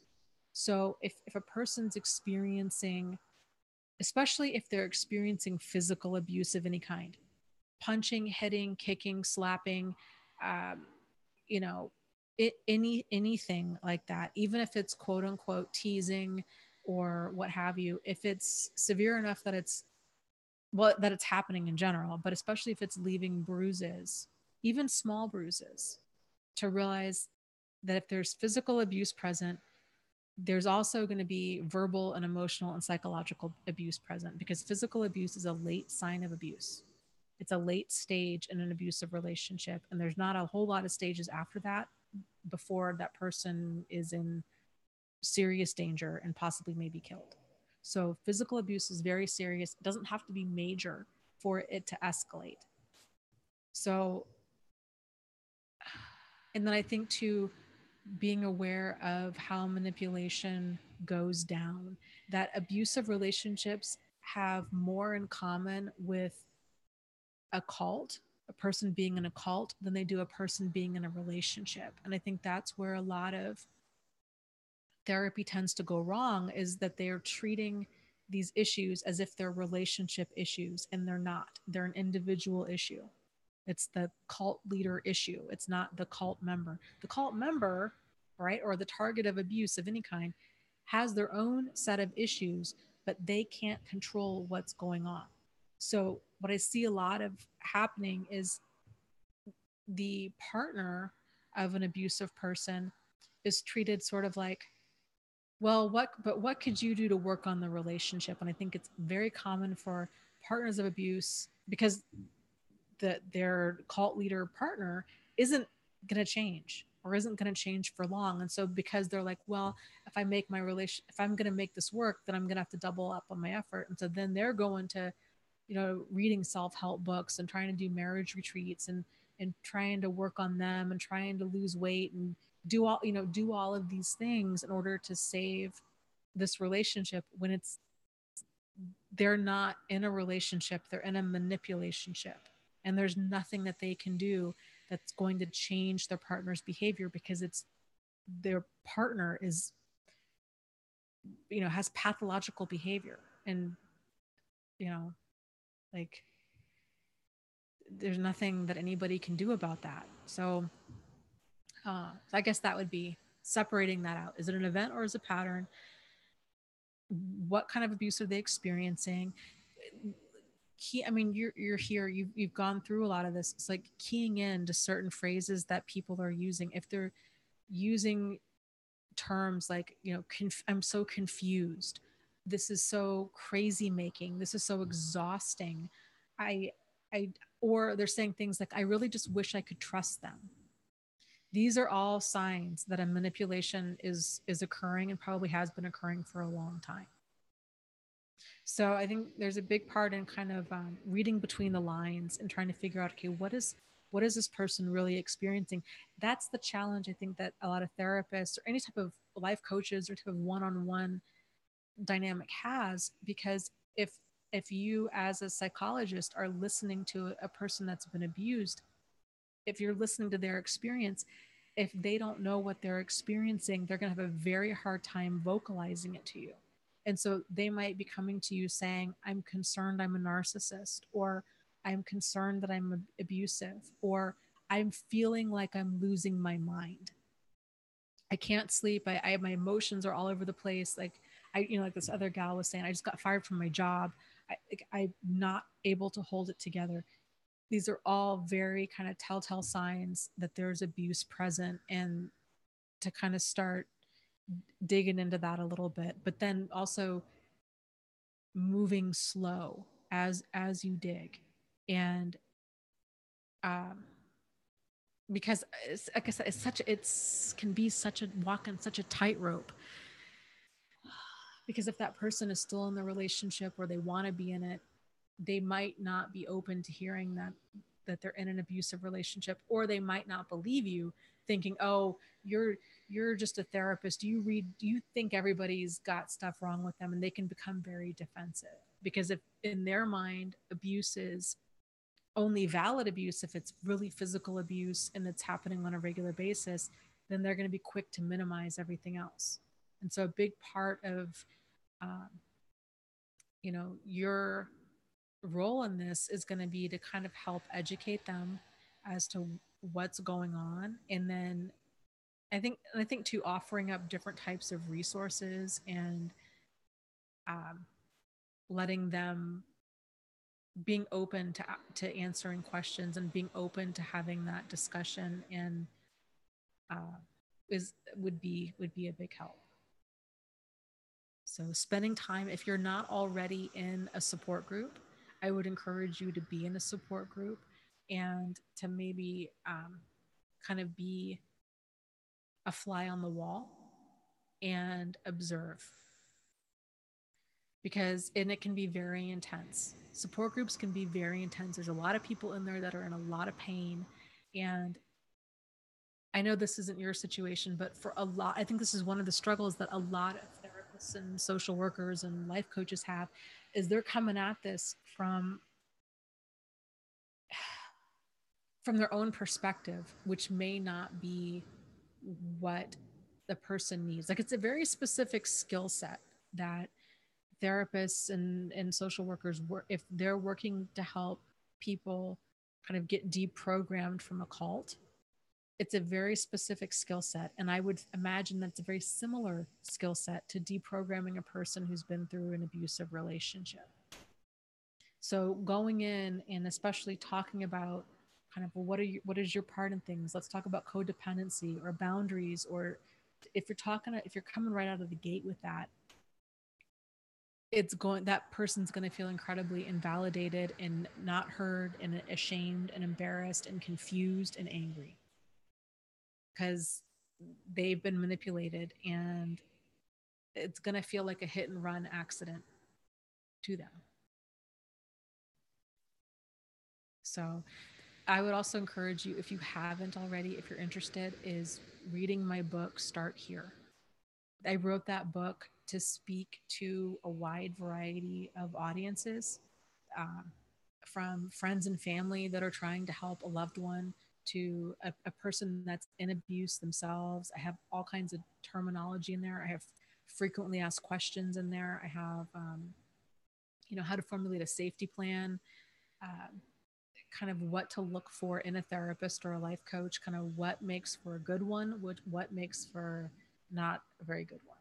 And that comes from my own personal experience and the experience of, tens of thousands of people that I've come across in working with domestic violence survivors and being a psychiatric nurse and working in the support group and all of that. So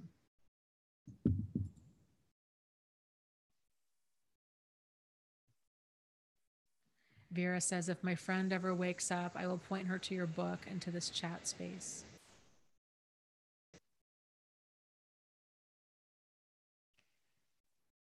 Yeah. I think that and that can be good, just talking about, okay,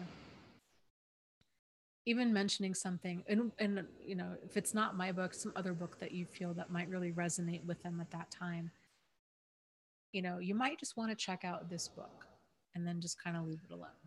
Like odds are there's gonna be some night where they're laying awake that they can't sleep and they're trying to figure stuff out. They might actually go to Amazon and like read the description. You know. Yes, I agree. I like that too. Love says also um, doing guided I am affirmations with headphones to retrain your brain and grow new neurons. Yes, absolutely. That's another thing we're going to cover tomorrow night a little bit is in that book, Daring Greatly, she talks about kind of the difference between shame and guilt. And I think that's a very powerful thing. It was a good book. I'll save it for tomorrow night, 6:30 p.m. Eastern Standard Time.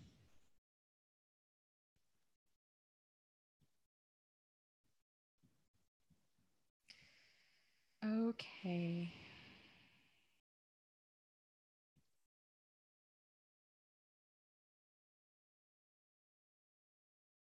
Maria says in response to Nikki something about this is something is so scary to learn. Definitely one of my fears as a single girl dating. The next book that I'm working on is going to be on dating after narcissistic abuse, and kind of a lot of like the very common pitfalls that normal decent people fall into.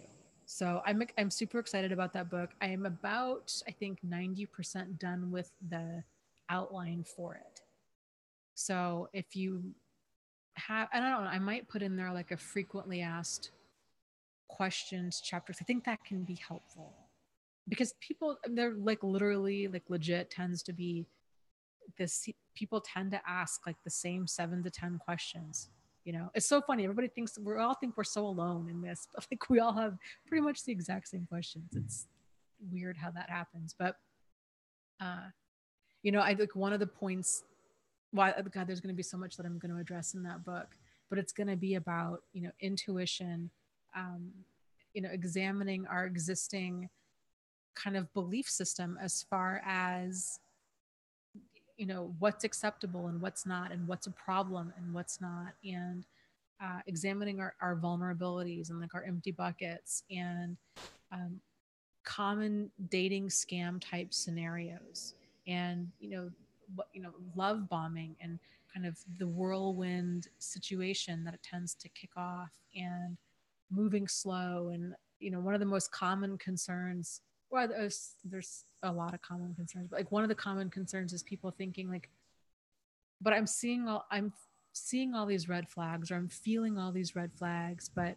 how do I know it's not me, because I have PTSD, so I feel like everything's a red flag, and I'm so scared to like what if my criteria is too strict, and like what if I let a good person go? I think that's very common. Or um and I'll be addressing that in the book too. Or like kind of how to know when to date again. and how to, I don't know. There's a lot. There's a lot. So if you guys have any questions or things you want me to address in that, let me know. Maybe I will. You know what? You know what would make that easier is if I just did a video about this is the book that I'm working on, and then maybe, and I'll just do like a super short video, like under 7 minutes, and then if you guys have things that you want me to cover, you can comment down below, and I can make sure to hit on all of those points as I'm writing out the book. I think that would be easier.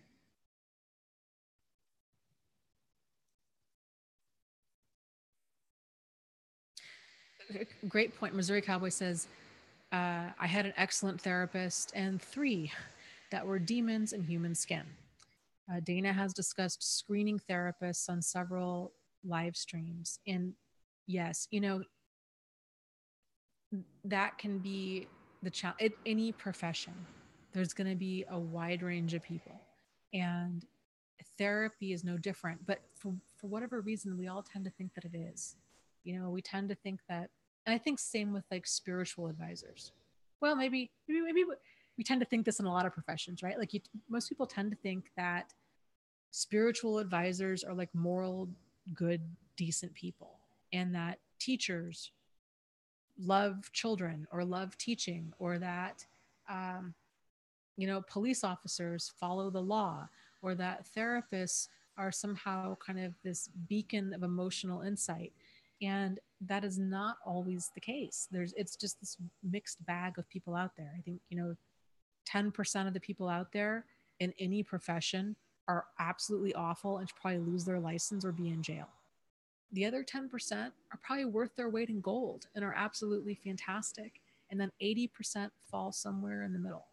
And, um, you know, it can be kind of some trial and error, finding, especially with a therapist, finding one that understands your situation and that really resonates with you. I've had, you know, a very mixed bag of experiences myself. And what can be so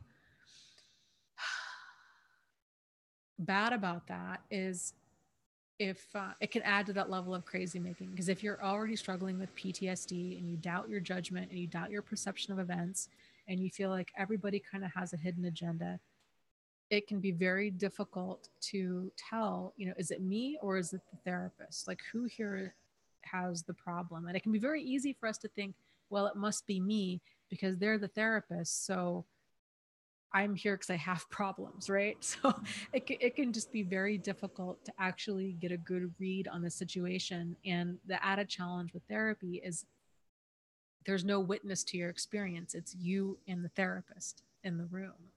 And so it just, there's some kind of, there's some like built-in problems that exist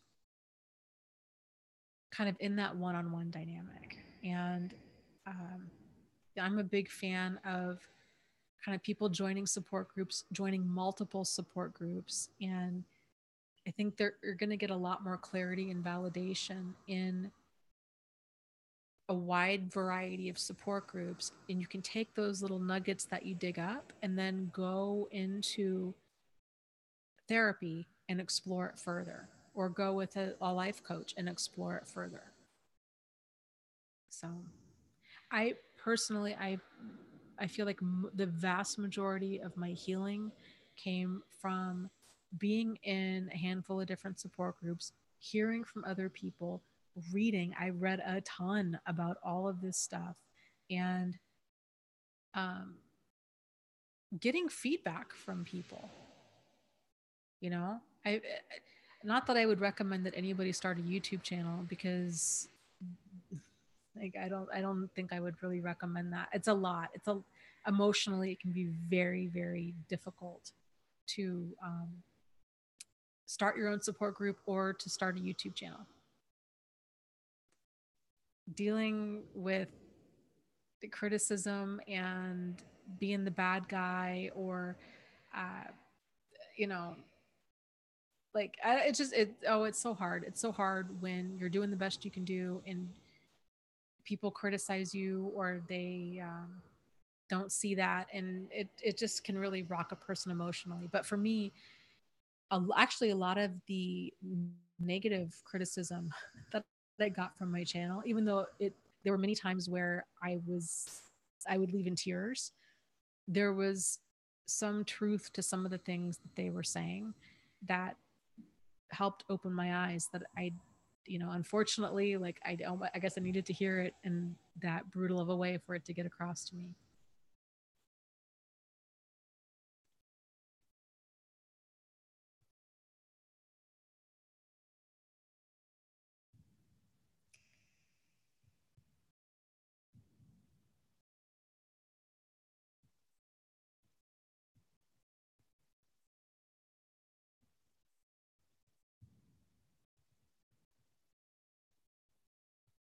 Love, love says, is talking to Vera and says, it's very good that you had a good experience. Most therapists don't understand narcissistic personality disorder. They were all upset that I knew more than them. And I think, too, it's one thing to know the information clinically, and it's another thing to actually live it. Ocean of difference. And so if you're like looking in the DSM, right, and if you're taught about narcissistic personality disorder and you're or antisocial personality disorder, and you're like, okay, this person's incredibly manipulative and exploitative, and they're really driven by like dominance and deceit. It's so frustrating. And I did not get this, even though I had a ton of training in personality disorders and abuse. I still did not really fully make a lot of these connections until I lived it and until I came across support groups. And then it was like the dots began connecting for me. So I would imagine that for a lot of other mental health clinicians, it's very much the same thing. Because when you're reading that diagnostic criteria, it doesn't even begin to touch on the kinds of behaviors of, okay, antisocial personality disorder driven by dominance and deceit is basically what that is in a nutshell. No respect for rules, no respect for laws, highly manipulative, kind of, lacking in empathy, lacking in remorse, charming, these kinds of things. Okay, but but that also includes like, financial abuse and sexual abuse and physical abuse and, you know, psychological abuse and emotional abuse and excuse me. Yeah, excuse me. And but then even saying that, like, you know, let's just even say financial abuse. If a person hasn't gone through that, then they might not understand kind of the ramifications of that, or even physical abuse. I mean, oh my God, it's so frustrating when people only view abuse in terms of physical abuse, but then they're like, oh, well, but they're not reporting that they're being physically abused anymore. And it's like, that doesn't mean that they're not in an abusive relationship. It's just there's a lot of work that needs to be done. And it's really frustrating. And I think it's very difficult to get through to a lot of mental health clinicians, because it's sort of like any other professional in any job, right? Any job. Most people tend to think like, I know what I'm doing and I do my job well.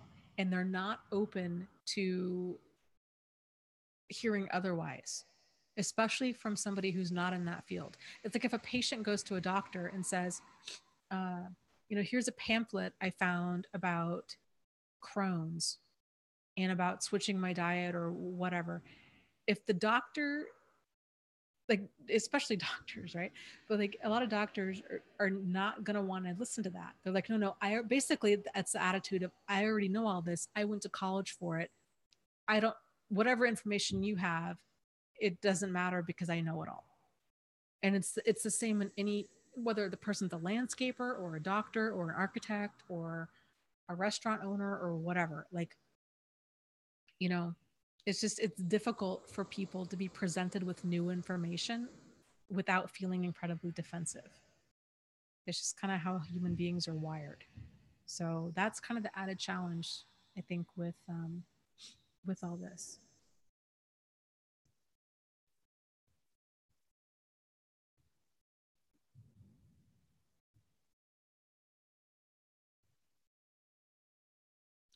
Emsy Wemsy full, says Dana.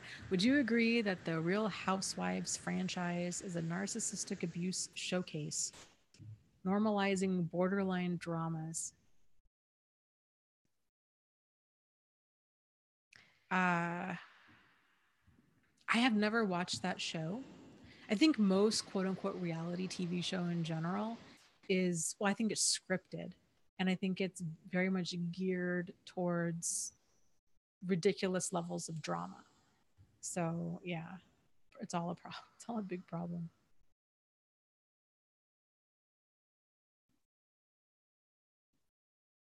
Wonder Woman says, am I going crazy or does it sound like somebody's snoring in the background of this live chat? I mean, have I totally gone psychotic now? Please tell me you guys hear it too. Something is going on with, I'm assuming it's my microphone. People were hearing breathing earlier and I guess now snoring. I have no idea. We messed with the microphone for like the first half hour of this live stream and um, I don't know. I don't know what's going on. So I'm sorry.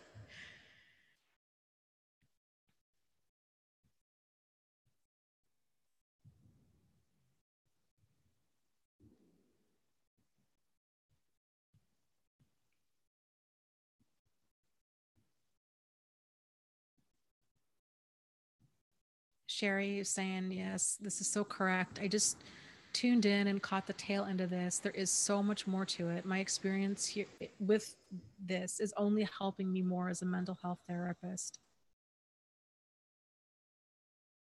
Yeah, I really feel that it would be very valuable for, I don't know, it would be great to have therapists, I think, sit in on kind of observing a support group.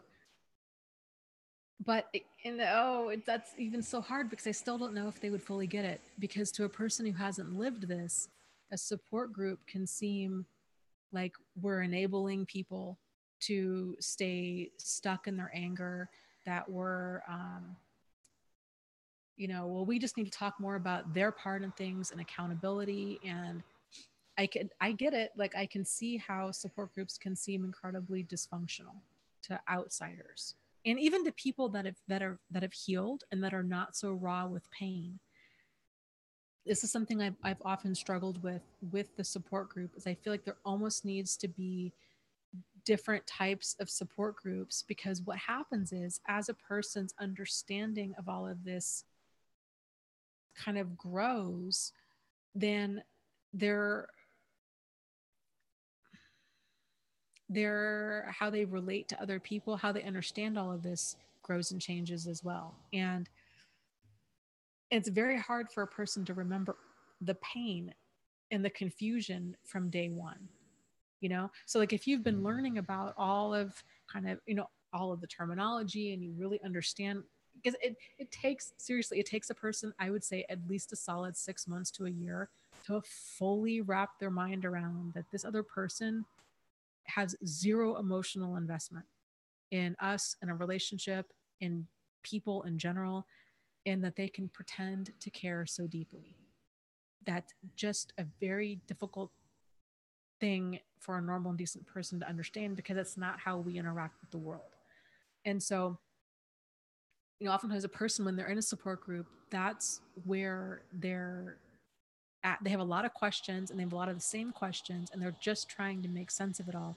And and I, anyways, and so for people that have been in for a while and they get it, like they just want that person because they identify with that. They really want to drag them to the light and just get to the point of like they don't care, they don't, just you got to move on and like just shut the door and go no contact, and any communication is a hoover and all of this stuff. But for a person that's still figuring this out, that can cause them to shut down, and I don't know, it's very difficult. But and I think different people at different stages would benefit from having um, different support groups, because people that have gotten, like Maria, we've talked about this before too, when a person's gotten to the point where they understand, like they have gotten to the point of acceptance, and where they understand that these narcissists and sociopaths, they don't bond with other people like we do.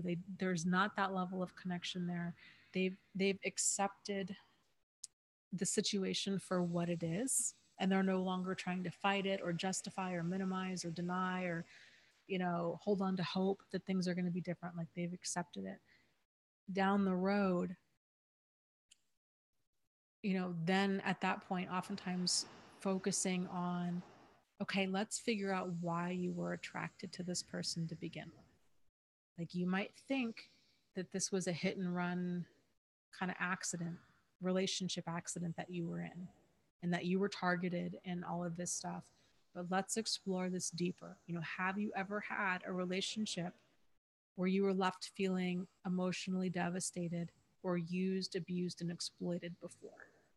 And odds are it was probably with a close friend or another significant other, or possibly a parent, or all of the above. And like, let's start putting the pieces together. And so, but it's just a lot for a person that's fresh out. So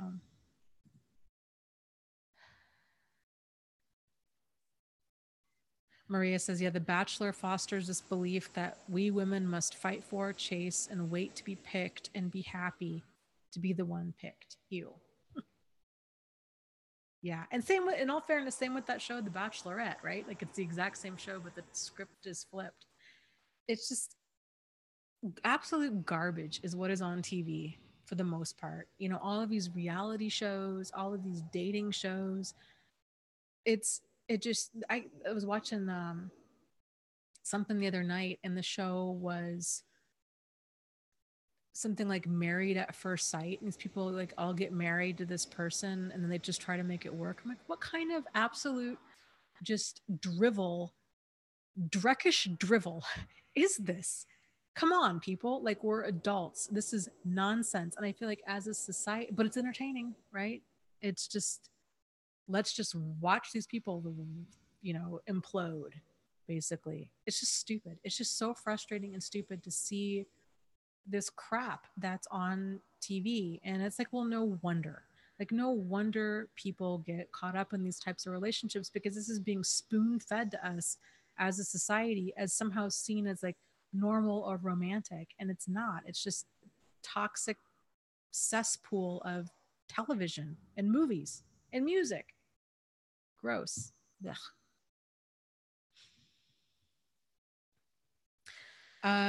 Manju says, have you seen any of your narcs after you left them? And did you get bad anxiety when you heard about them or saw them or their social media? I, mine were all older than me, and thankfully they were not on social media. They might be now, but I, when things ended, I pretty much didn't see them again.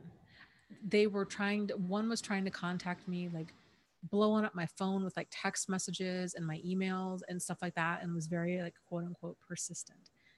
But that was causing me a tremendous amount of anxiety. He called my mom because I wouldn't respond, and then she responded, and then that gave me I was so angry that I felt like he won, even though he didn't. But oh, thank you so much, Elbaz, for the donation. It says, Dana, I hope to support you more this year, and thanks for all that you've helped me to understand this year. With a heart. Well, thank you so much. I'm glad that I can do this. I really am. But yes, it's very common for a person to get a tremendous amount of anxiety and panic attacks. Even things like hearing that person, the same name. If your abusive ex was called, I don't know, Jordan, and you hear somebody else the name Jordan, it can cause that panic and that anxiety. Or seeing a car that looks like their car, or a dog that looks like their dog, or a song that reminds you of them, or it's weird. The brain is so interesting how it works. Like, any little thing that reminds you of them can be a trigger. And for like the first few months that a person is out of that relationship, I would say probably at least a solid 6 months, they can feel emotionally raw and not know what's going on. And that's the trauma of all of this. So they might, want to just isolate. They might uh, not want to spend time with friends or family. They might avoid listening to the radio. They might be sleeping a lot or not sleeping at all. They might, be doing any number of things, having panic attacks, um, you know, yeah, all of that. Very, very, very common. And it's very common too for a person because there is no closure. There is no closure with a narcissist or a sociopath. All a person is left with is more questions. And I think too, because the brain likes and needs to understand what happened, it's very difficult for a person to have their whole world blown apart and be left with all of these questions and not know what happened and then just kind of move on. So a person, it's very normal for a person to try to seek closure. And one of the ways they might do this is by continually looking at that abusive person's Facebook account or Instagram or what have you, trying, and they don't even know what they're looking for. And they know, like, I know this is going to make me feel like crap. Like, I don't feel good when I look at this, but I feel compelled to. I don't even know what I'm looking for. I don't, like, there's pictures of them and like their new supply on there. There's like, it's a no-win situation for you or for us, right? Like, you go there and it's like they're either going to have pictures of how great their life is or their new supply, or they're going to have memes or things about, how sad they are, or like you're going to be left feeling like anger, pity, sadness, nostalgia. Like, you're not going to walk away from that with the closure that you seek. You're still going to walk away with like even more questions. But slowing things down and catching yourself in the moment and realizing all that's there is more pain, it's going to just bring out rage in me. And slowing things down to where you're like, I'm not going to go there. Like, I'm going to go do something else instead, whether that something else instead means, and I would encourage you to have a plan for what is that something else instead. What are you going to interrupt that pattern with? Are you going to go watch a video on YouTube? I would encourage you to figure it out ahead of time, or now. If this has been a pattern that you're now trying to break, what do you really enjoy watching? You know, something totally different on YouTube. I would encourage you not to take maybe a break from this, but like, seriously, like, what do you enjoy watching? Like a nail tutorial, or like, I don't know, the My 600-Pound Life, or something totally different, but that's interesting or inspirational. Something that kind of holds your attention. Like I mentioned before, that I love the channel Cinema Sins, where they go through and they list out everything wrong with with different movies. You're gonna go do that. You're gonna go watch one of those videos, and then reevaluate how you feel. And odds are, if you can kind of shift to something different, shift your attention. It's like when a person quits smoking. You're going to have triggers. Like, it's a really good idea to anticipate for what you're going to do during those times. What are you going to do when you have a craving? How are you going to handle that? Instead of just thinking, oh, I'm fine. This is never going to happen to me. I'm so totally over it. Anticipate having cravings. How are you going to handle it? And it's a lot easier. So, like, for example, with quitting smoking, a person might um, they might get rid of all the ashtrays in their house. They might get rid of all the lighters in their house. They might decide, I can't be around my friends that smoke for at least the next 2 weeks. They might decide, okay, if I am going to smoke, I'm going to at least switch brands of cigarettes. So if I normally smoke Marlboro, maybe I'll start smoking Benson and Hedges, or maybe I'll go from like regular cigarettes to menthol, interrupting what you're doing. And quitting anything, whether it's drinking or smoking or drugs or looking at their Facebook, it takes practice. Very few people losing weight, any of this stuff, it takes practice because we have to kind of go through it the first time and stumble and fall to realize kind of where are our vulnerabilities with building up, with quitting this and then building up something new. And that's the other part of this too, is when we quit something, whatever it might be, looking at their Facebook, drinking, smoking, what have you, is it's a lot easier if you can replace that habit with something better for you, something that's more nourishing. Because it's the whole kind of thing, like the universe hates a vacuum, so, or hates a void. So if we've quit something, right, if we've, and there's a big void left in a person when they get out of an abusive relationship, because odds are that person took up a lot of your time. And when all of a sudden they're not there anymore, it can really, that they can, a person can feel empty and they can feel profoundly lonely. And being alone with all of those thoughts, especially if you're feeling like this is my fault, can be just very intense and very, and just kind of almost soul crushing feeling. So filling that void with something constructive for you, something that helps to kind of build you back up. So what that might be,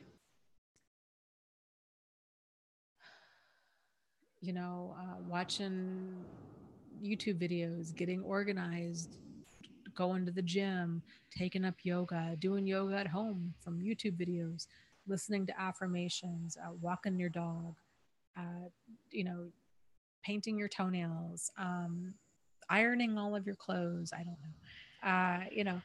Doing, taking up a new hobby, taking up like jewelry making or soap making or something like that, and just trying to stay busy during this time can really help. So there will be enough time for you to work on processing, like moving through these different emotions in time. But during those first few months is really not the time to worry about that. I think a lot of people feel like, well, I'm feeling, like they're feeling rage, they're feeling angry, or sadness, and they might kind of be feeling like, okay, well, I just need to somehow like work through these emotions. It can be when a person's feeling that emotionally raw and things are that intense, that, and it's, everybody's different, right? So like kind of, it's knowing yourself and knowing what you need to do, but it can be very intense to do that. And if you do decide to explore those emotions of like anger, rage, sadness, what have you, it can help to just realize that you can pick them up and you can set them down when you want to, so you're not feeling stuck in any one emotion, or you're not like waiting for it to pass. Because sometimes we can, especially early on, feel like we're stuck in a certain emotion for a while.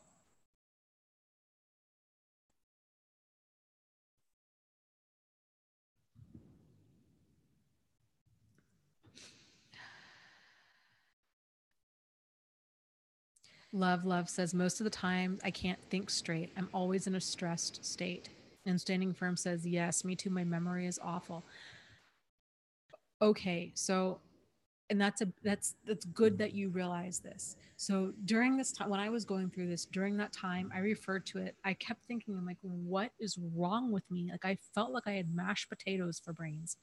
Like things, I was doing things and forgetting things to such a point. I really felt like I had like early onset Alzheimer's. Like it was really disturbing. And I still didn't, I felt like my reaction to everything was disproportionate to this situation, because I didn't know what I didn't know at the time. Yeah, just a lot of things, like what I went through.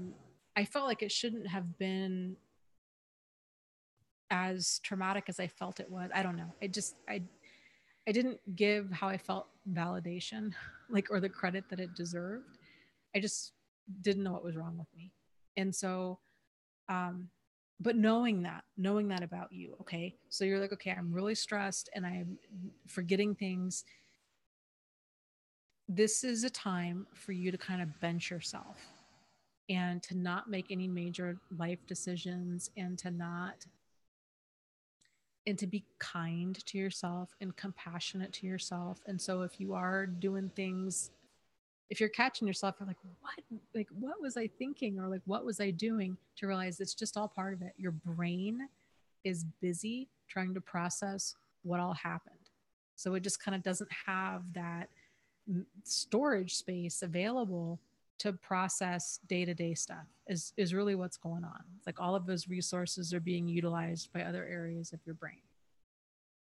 So um, to try to not make any major life decisions right now, to be extra good to yourself, to really realize, you know, taking time for self-care is so huge.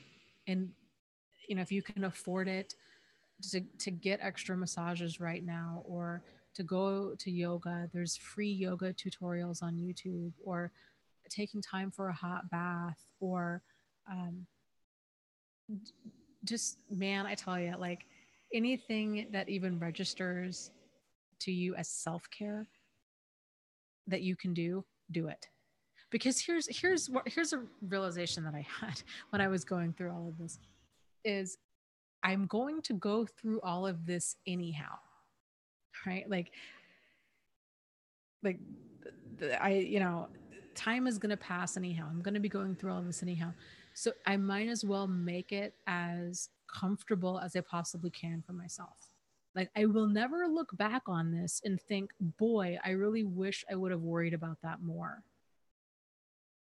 Like you will never think that. So because of that, because you're going through this anyhow, and you can only, there's really no value in worrying about things. Or so if you're going to be going through this anyhow, think about what advice would your future self give to your current self? My guess would be that your future self, a year or 5 years out, is going to say, boy, I really wish would have been I would have taken more time to take care of myself, you know, to taken longer walks, or slept in, or watched more comedies, or just been more kind of just compassionate and nurturing to myself right now.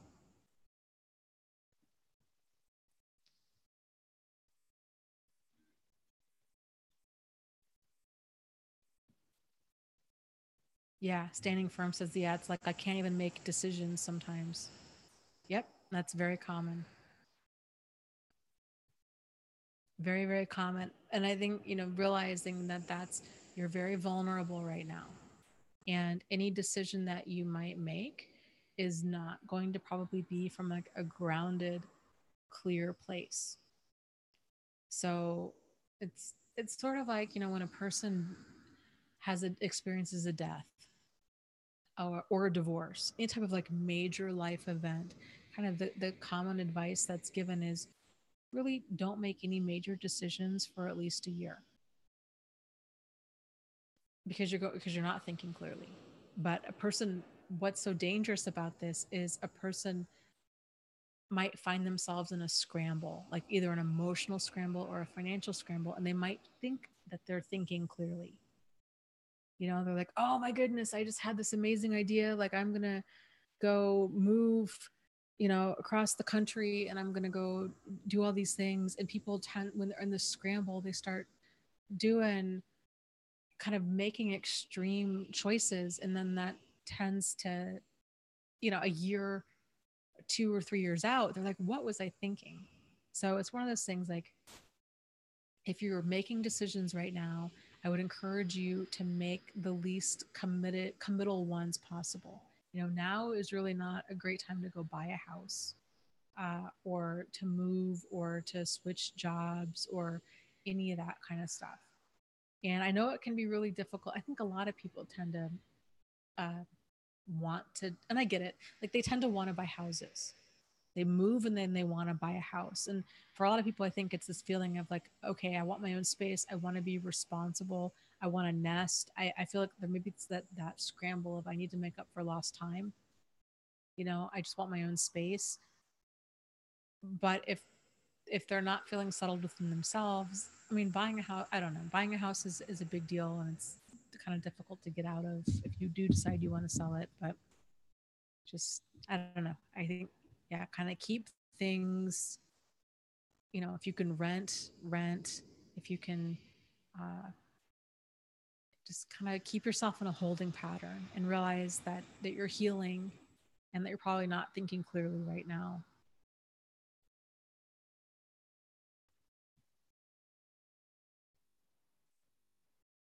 Love says, Dana, yeah, I made so many bad decisions and moved into horrific apartments. I had to move back here.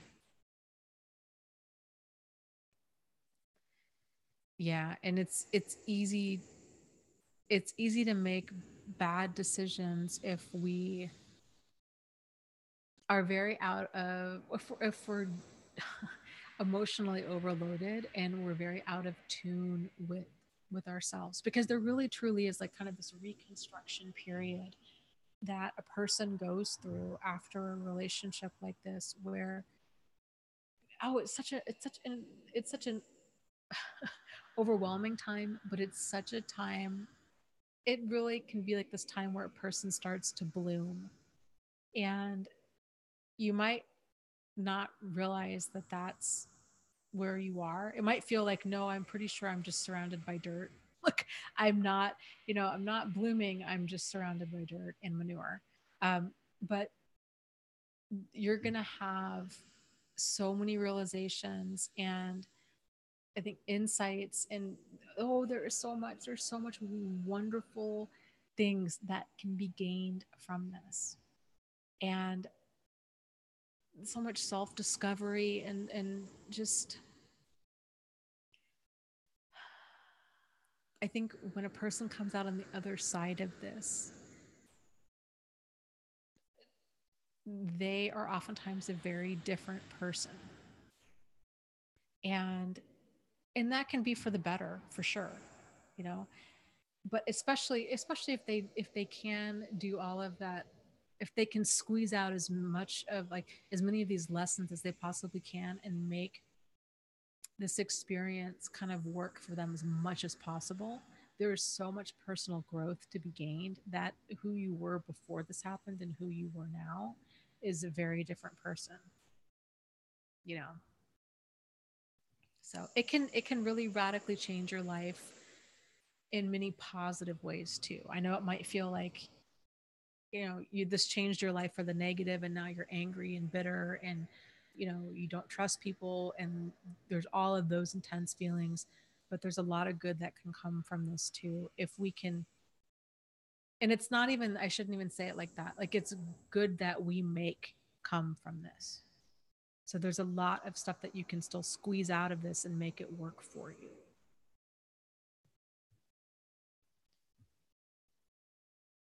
So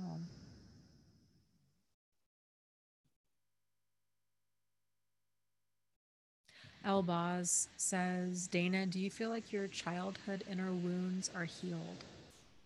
Many feel that this is where all this seems to come from in us as far as allowing it.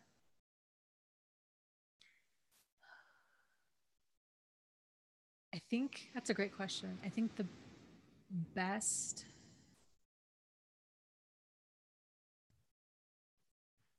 way to maybe tell is by what is continuing to show up in your life. So I don't know if I'd say I've necessarily healed all of them, but the insight, I think sometimes even just bringing them to your awareness is a big chunk of the puzzle.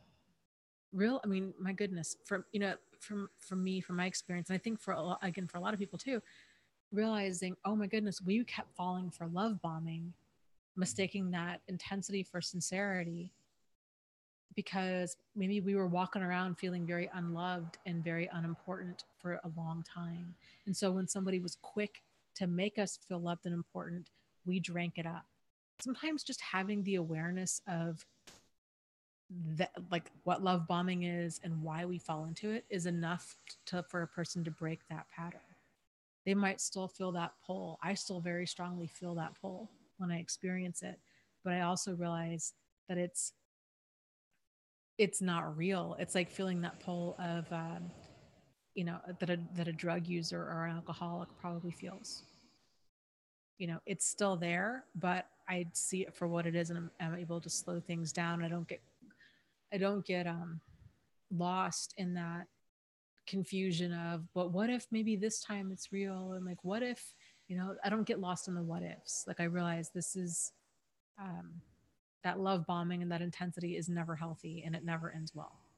So I steer clear. So I think a lot of the big pieces that I was missing before, I have those pieces now, and so that's I've been able to effectively kind of jump out of the way a lot earlier than the old me would have.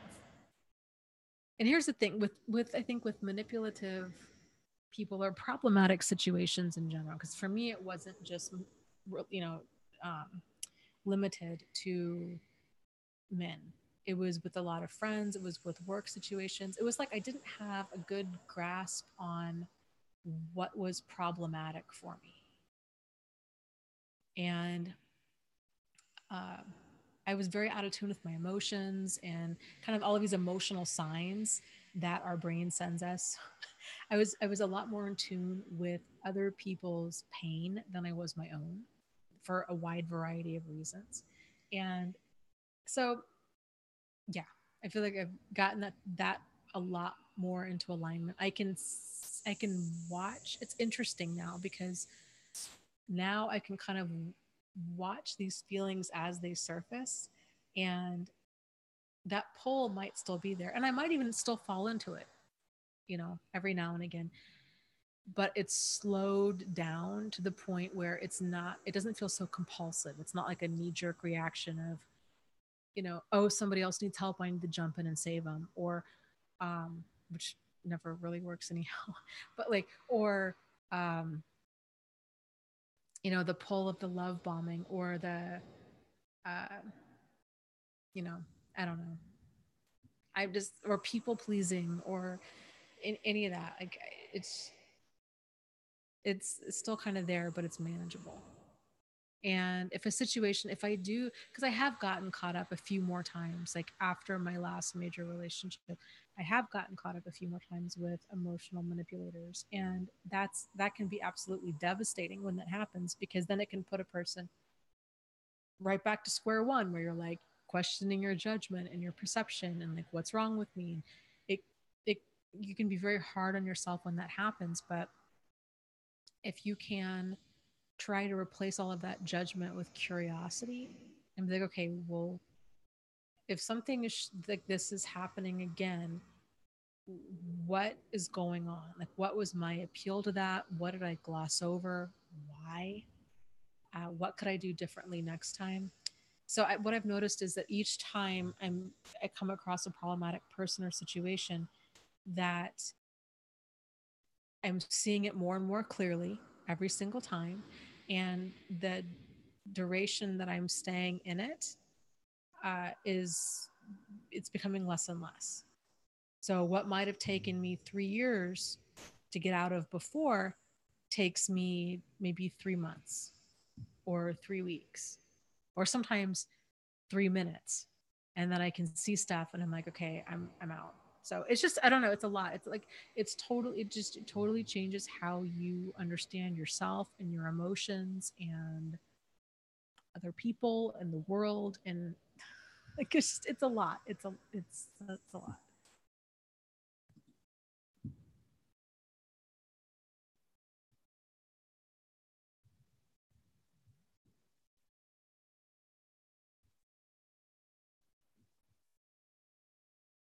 Yeah, and Manju, you bring up a great point. She says manipulative people can be codependent too. So I just steer clear of both. I had a codependent guy ask me out. He still thinks he's fully healthy, and I'm like, nope, not dating him. So I think a great point that you bring up has to do with kind of labels and understanding what works for you. So here's what's crazy is a lot of narcissists tend to think that they're codependent. And there's a lot of people that are and just because a person is, and whatever, a codependent or an empath or um, what have you, doesn't mean that they're healthy, and it doesn't mean that they're like you, and it doesn't mean that they're your people. So uh, it just takes it just takes time, and it takes time getting to know kind of what is workable behavior for you, where are your deal breakers, where kind of where's your line in the sand, and what are you looking for in your life. And when a person can get that grounded within themselves, then the labels can be helpful as far as pointers with us trying to describe our experience to ourselves or to other people. But I think that's a big kind of aha moment for a lot of people, is realizing, a person doesn't have to be a narcissist or a sociopath or even like fully, full out level 10 abusive in order for you to leave. You can leave when a situation becomes something that you don't want to be a part of anymore.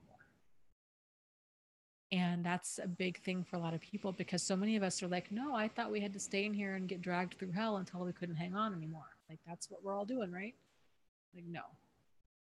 That's what a lot of like quote unquote normal people are doing. It's for sure what a lot of toxic people are doing, but it's not, and by toxic, I mean dysfunctional. Like, you don't have to do that. And of course, you're gonna hear from a lot of other normal, quote unquote, normal and dysfunctional people that are going to tell you, no, no, no, you do need to hang on and get dragged through hell until you can't hang on anymore, because that's what love is about. Love is about second and 20-second chances, and it's about getting dragged through hell and coming out together. They're going to feed you all kinds of garbage, and don't listen to it. It's just if it's not nourishing for you, if it's dangerous or destructive or diminishing or you know, causing you mental anguish, like seriously, just don't be a part of it. It's that simple. And it's that complex all at the same time. Because like I said, everybody's going to be thinking, "Oh, you're so selfish. What do you mean you want to let go? They need you. I know they're sincere. I can tell when a person's sincere. They came to me crying. They said that this time things are going to be different and they need you. They need you to help fix them, because only you can do that." I mean, they're going to tell you all kinds of crap. But if it doesn't work for you, it doesn't work for you. And it's okay. So you don't need to rescue anybody. I really think the acronym FOG, fear, obligation, guilt, and is a great kind of way to check yourself with, where are you taking action from? Are you taking action from a place of like empowerment of or enjoyment? Like, I want to go do this. I want to go do this. Or are you taking action from a place of fear, obligation, or guilt? If you're taking action, a lot of people do, you're taking action from a place of fear, obligation, and guilt, then this is a sign that something needs to shift. Because when we take action from that place, that's coming from like a people pleasing, blurred boundary place. So, it's a lot more, I think it's a lot healthier if we can take action from a place of, I'm doing this because this is something that I want to do. This is something that, I need to do. You're doing it because you want or need to be doing it, um, for your own kind of emotional well-being or financial well-being or whatever, your own well-being. It's not because you need to for somebody else, but that can feel incredibly selfish and seem incredibly selfish to other people. They're like, well, what do you mean? No, no, no. You take action out of obligation. That's what family is about. You go visit your abusive parents every single holiday because they're your parents, and that you owe it to them, and you suffer, and you just drink excessively the whole time like the rest of us. And we just numb out, and then you go home, and then you go see your therapist. That's what family's about.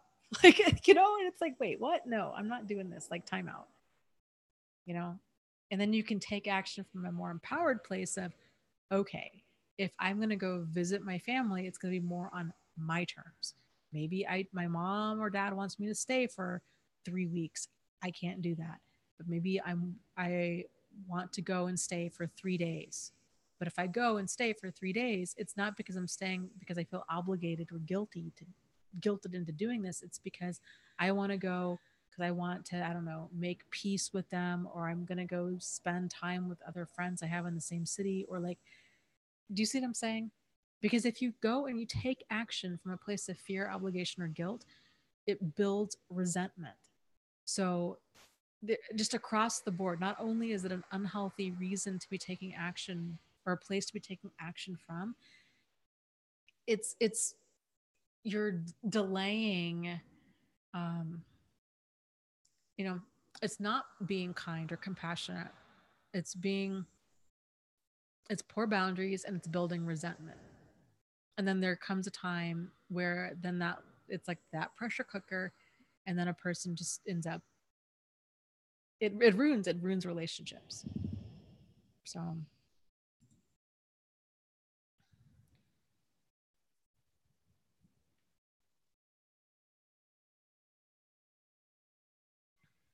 yeah, MZ Wemzy says, yeah, I agree. I think Christmas for half the population is a cultural obligation event which traps people with their dysfunctional relatives.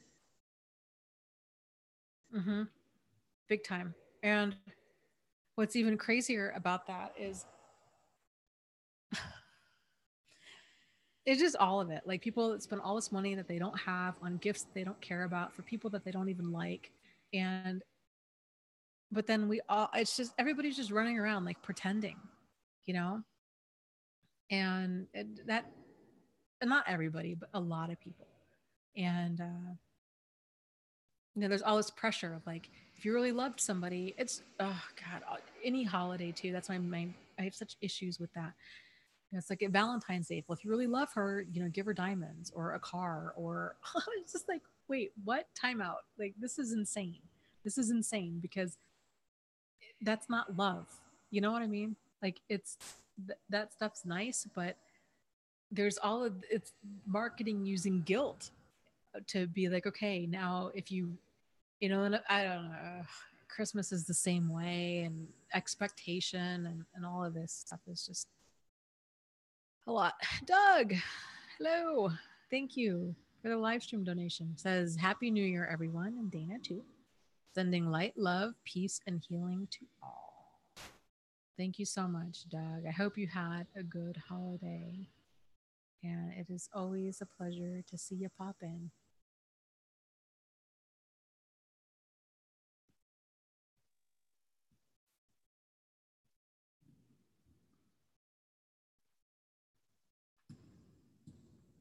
So,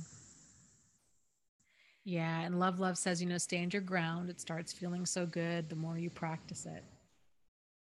Yeah, it does. And it takes practice. It takes practice setting boundaries and uh kind of learning to say no. And you can say no in a wide variety of ways. Like, oh, I'm sorry, I can't, or that's not going to work for me, maybe next time, or there's a lot of different variations of no. You know, like, that's, it's not going to work for me, or let me think about it and get back to you. Buying yourself time, I think, is a big thing, because it interrupts that pattern.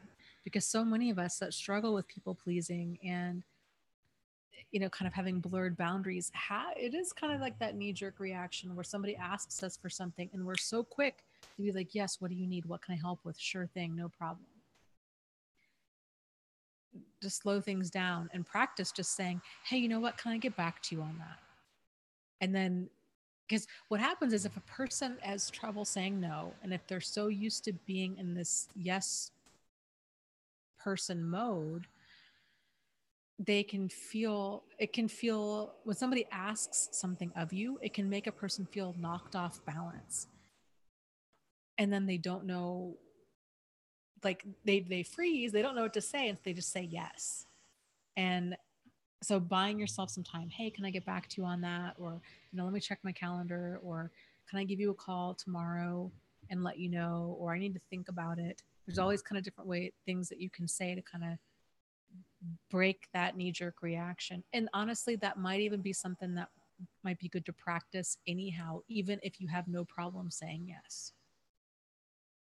Now that I'm saying that out loud, like that actually might be a good first step with practicing different variations of saying no, is starting with, hey, can I get back to you on that?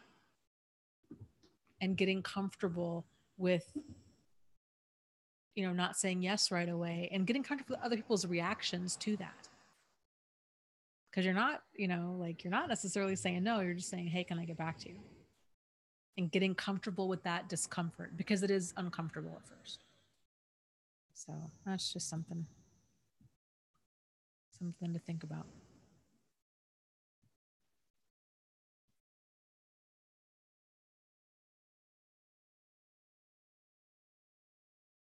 Maria says, yes, even if you feel really isolated, you may have small windows to practice boundaries with neighbors, coworkers, etc.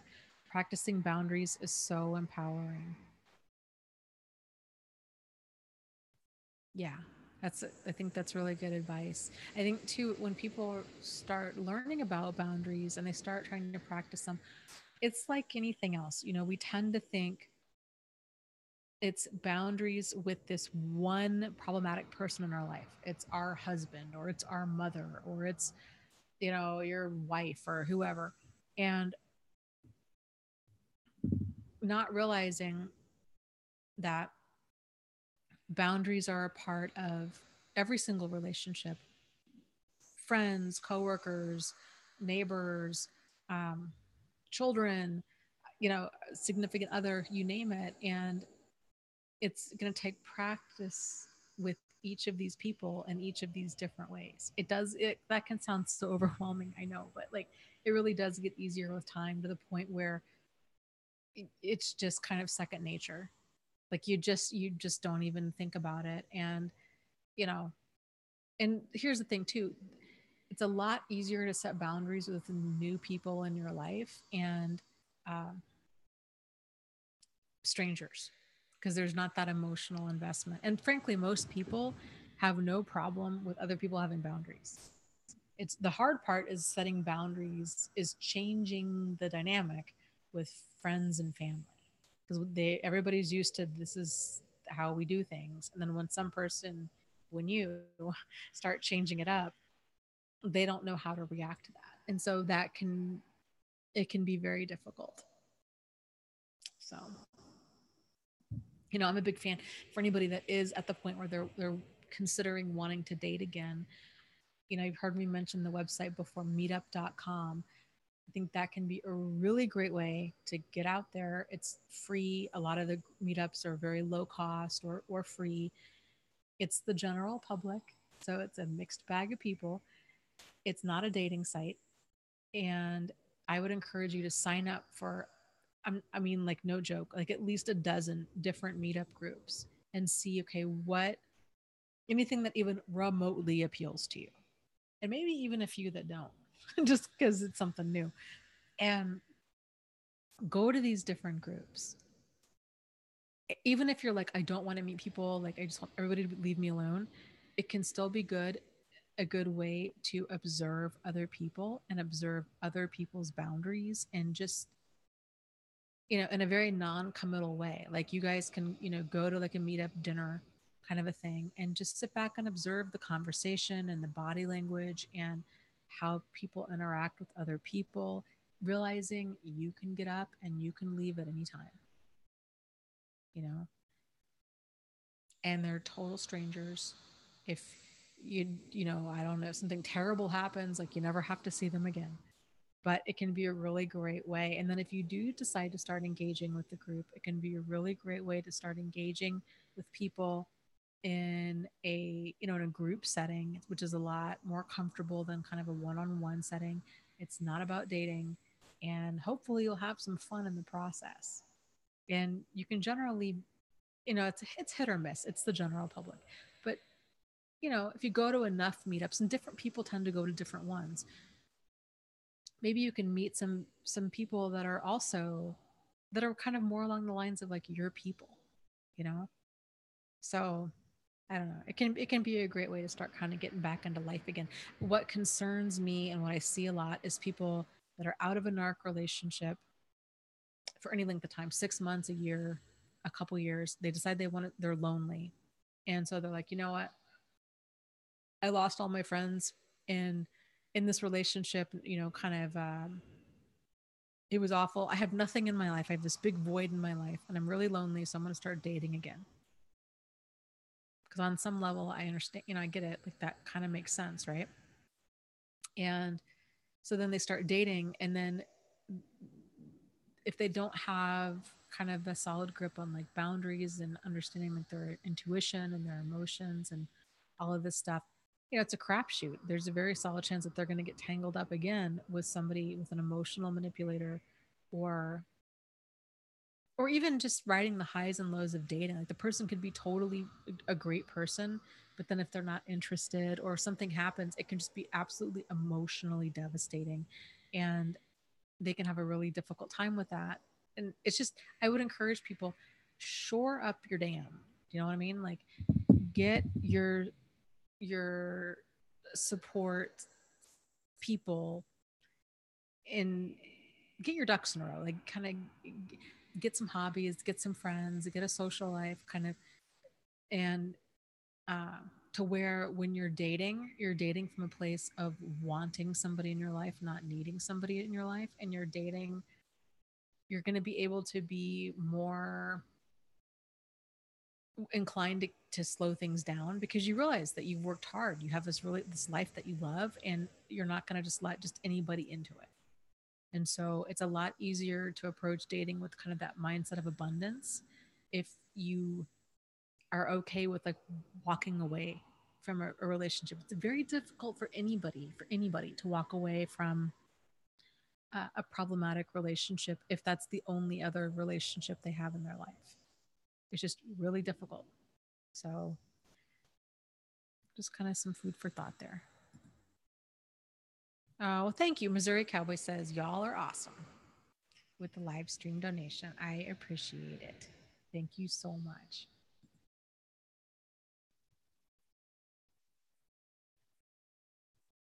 What? Postmodern says, Dana, there is a bug on your hair. Oh, God, this is the night of horrors. Yeah. Oh, I think I found it. What is that? Ghost voices and breathing and bugs. Oh, God, hold on. I've got to have a freak out moment. Oh, that's so gross. Where did that come from? Oh, God. Now I can. What was the bug? It was let me see. Oh, I don't know. I don't want to pick him up, but I can see him. He's huge. I've never seen a bug like that in my life. It's like 3 times the size of a ladybug. He looks like an evil ladybug. He's all gross and gray and box. Maybe no, it was not a box elder. Aren't those red? It was gray and creepy. Ugh. Oh God, no, no. Oh, yikes! Yuck, yuck, yuck. Oh, Missouri Cowboy says that's a says that's a big critter on Dana. I love that there are 100 trillion microbes living in and on each of us in a symbiotic relationship. We are not alone. That is gross. That's awful. That's awful, awful, awful. Oh my God. No, no. Love says, please don't kill him. No, I don't kill bugs. Nope. I will. I don't know what I'm going to do with him because it's seriously like 2 degrees outside. Maybe I might go put him in the basement. And where did he go? I'm apparently not going to do anything with him because he's no longer there. I don't know where he is. Yeah, no, I don't kill bugs. I'm the one that rescues spiders out of the shower. So it's no matter how terrified I am. What a night. What a night. Okay.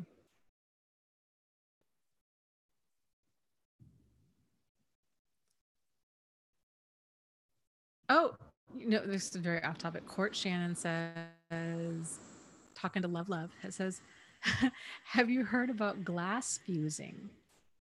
It's really fun. Yeah, that is fun. There's a lot of like paint your own pottery places do glass fusing and oh, different things like that. And that really can be a lot of fun. Still thinking about that bug. Mm.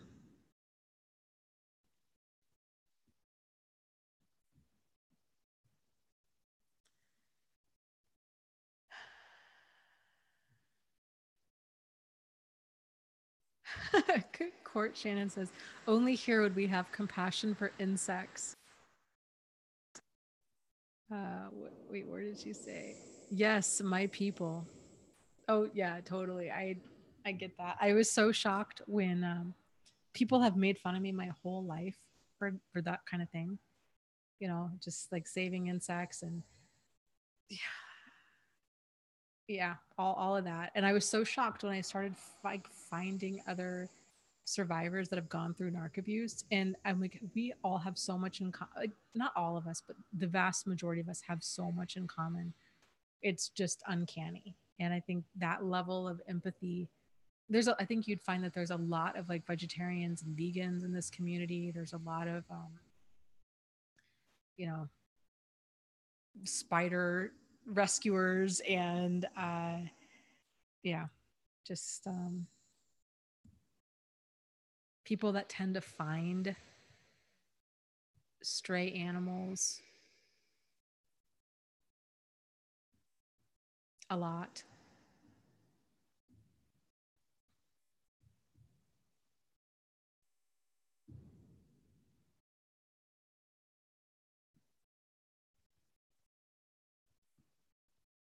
So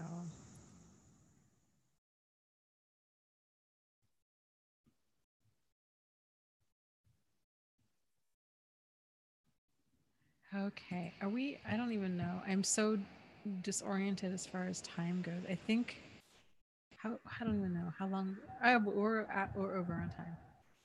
But I guess kind of not really, right? Since like we had issues with ghost sounds for like the first half hour.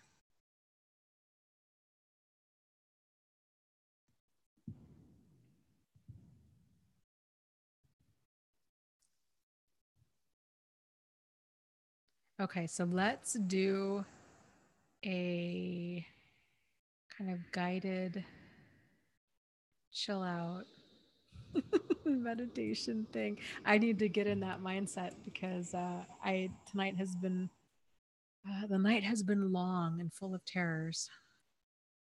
My Game of Thrones fellow watchers out there, no.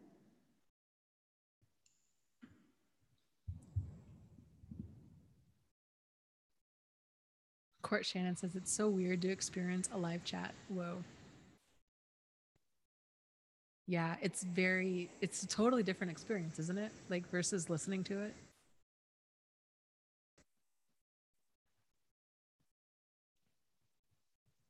Stacy, that's a great question. Stacy says, are empaths like codependents? Yes and no. I think there's a lot of overlap there. There's a lot of empaths tend to be people that are very, I think, kind of intuitive and have a high degree of empathy for generally for others, not so much for ourselves. I would say that the empaths truly, I think, kind of step into their, I don't know if you'd say power, but for lack of a better term, like power when they develop boundaries. And most empaths tend to find themselves in helping professions because we're very in tune with other people's pain. So we tend to be teachers, social workers, therapists, nurses, caregivers, those kinds of professions. And um, we tend to put other people ahead of ourselves, tend to, and a lot of empaths, and I think that's a lot of skill too, that just takes time, is realizing, because I think everybody kind of walks around thinking that other people are just like them, you know? Like we think that what upsets us upsets other people, what really resonates us or calms us down must really resonate or calm down other people, and that's not the case. I mean, everybody's different. So I think a lot of empaths don't realize that they're different, which then that just kind of makes them feel crazy. Or maybe they do realize that they're a little different, but then they feel bad about that. So empaths tend to not do well in crowds. They tend to really absorb a lot of the emotions of other people, and they may not even realize it. Uh, or if they do realize it, they tend to think that they're going crazy. Um, or they might be confused. They might experience emotions and not understand, like, why am I really angry? Or I don't understand why I'm sad or even happy. Like, and it's because there was the energy in the room. They oftentimes can like walk into a room and kind of have a good feel for like what's going on in there. Like if there's tension, if there's chemistry between two people, if there's been a fight, they're just very like emotionally in tune with stuff, which can seem very odd. Then like, well, how is it that empaths can be this emotionally in tune with things and yet be so out of tune or get tangled up with an emotional manipulator? That was a question a friend of mine had asked me. This is before I even heard of the term empath. She said, it's so weird to me, Dana, that you value realness so much, and yet you got tangled up with two different men that were so not real. Like, how does that happen? But a lot of it is they're emotional, they're kind of like social chameleons, and they can reflect back to you all of the things that you're interested in. And so it can make it seem like there's this deep connection there that's not really there. It's just them mirroring you. So I think when an empath is in tune with understanding manipulation and all of these different things, then like they really start getting it. So um, codependent people are more of people that tend to look to others to complete them. So they tend to, stay in really problematic situations because they're afraid of being alone. Um, you know, there's often, so I think there's a lot of overlap. Like I think a lot of empaths and a lot of codependent people tend to be caring, compassionate, concerned. They tend to have a high degree of like investment in relationships and friendships. They don't want to give up on other people. They feel guilty for saying no. They want other people. Um, they feel obligated to help other people. These kinds of things. And so, but if and hopefully you can hear me when I'm saying this out loud, that a lot of what I'm saying that's problematic, right? That other people, and that's a big sign of like blurred boundaries between people. Like people are, especially adults are responsible for themselves, and we can't save anybody. Our love can't fix anybody. uh, there is no value in getting dragged through hell. That's not what love is. That's not what a friendship is about, or a marriage, or any of that's about. And so that might be a good video for me to do, to really kind of list out the differences between empaths and codependents.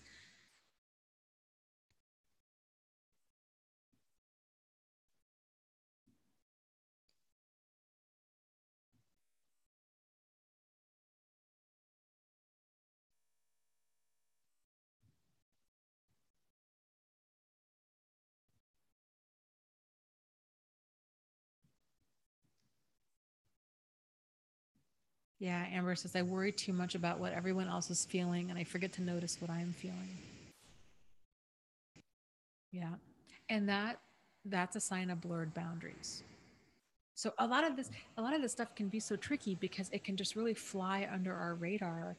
You know, if we've always been this way, it's very difficult for us to say that there's a problem because we've always been this way. And um, you know, and a lot of this stuff can seem like, wasn't that a good thing? Like we're so caring, we're so compassionate, we're so concerned. You know, we don't give up easily. We hang on to the bitter end. That can seem like those are really good traits. But if things are becoming unequal to where we're sinking ourselves to save somebody else, that's a sign of that's a big blurred boundary. You know, a healthy relationship is kind of a dynamic between two equals. It's not somebody else trying to save another person. And and again, that can sound really harsh, but only they can do the work. And us trying to get them to change or to be something other than they are is it really just tends to annoy them and it frustrates us. So here's that book. Little dude, I don't know what to do with you. I don't even know what you are. You go over there. Stay there. So, um,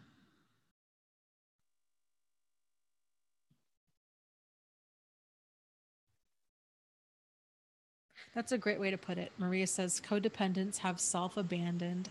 They are other focused to get their unconscious needs met. Boom, drops the mic. That is really concisely very well said. Yes, I agree. Yeah, and empaths I think oftentimes find themselves in codependent type dynamics, but more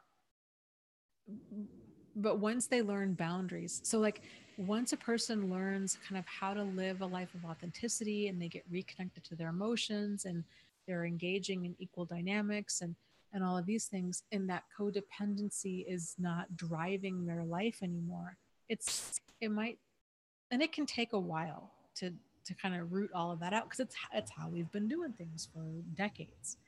um, so it might still be there to some degree, but it, you know, it's manageable to the point where it's not ruining our lives. Um, but many empaths tend to find themselves in codependent type relationships. But a lot of it, it's like once we're aware of it, once we know better, then we can start doing better. And so, while that codependency stuff might go away or become, you know, like a pebble in our shoe versus, you know, a total nightmare, that empath stuff is still there. So being very in tune with other people, very in tune with, you know, kind of being able to read a room.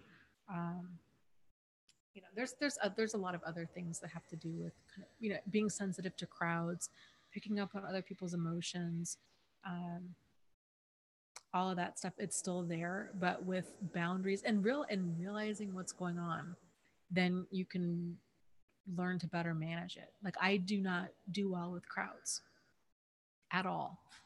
So knowing that about myself, like I used to feel really bad and guilty about that. Like what was wrong with me? Why did I have a hard time going to high school? Why did I have a hard time in airports? Why do I have, you know, I will happily pay like hundreds of dollars more to fly out of a local small airport versus flying to a major airport because it's that stressful for me.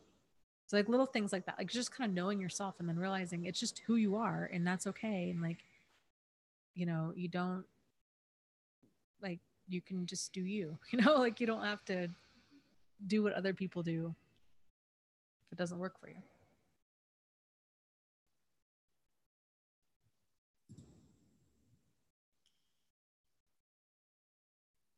Okay. So we'll do a guided meditation thing and then we'll call it a night. And then tomorrow night is the book club. So 6:30 p.m. Eastern Standard Time book club on Daring Greatly. You can find my notes at thriveafterabuse.com, and we can go from there. So if you want to read those ahead of time. Okay, so let's take some time now and just get grounded. So if you are laying down, go ahead and find a position that's comfortable for you. Or if you're sitting down, go ahead and do the same. Find a position that's comfortable for you. Kind of stretching your spine out and elongating it as much as you can.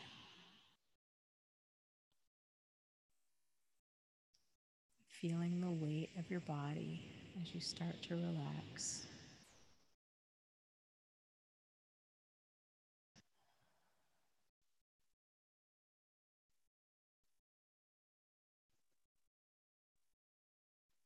Let's take 5 deep breaths right now.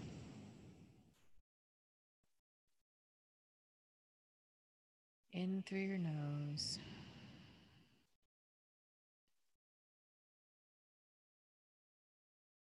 And out through your mouth.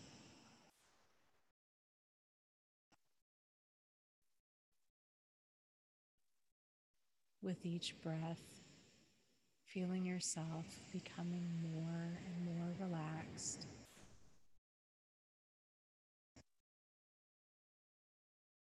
With each exhale, releasing the stress, any anxiety, tension, or pain that you might be carrying.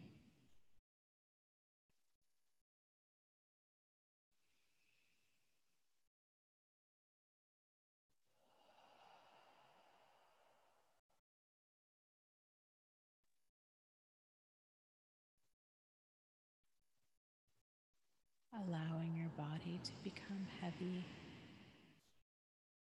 as all of that tension and stress is released.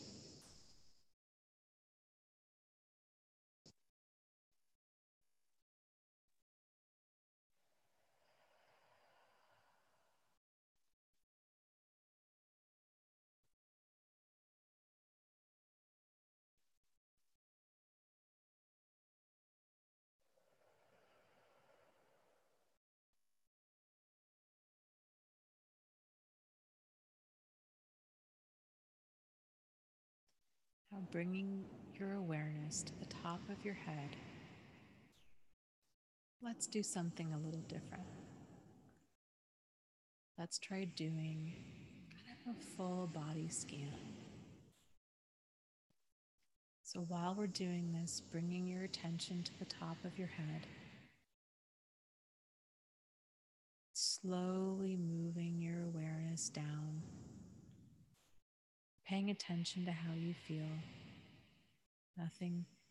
There is no right or wrong answer. How are you feeling emotionally? How are you feeling physically?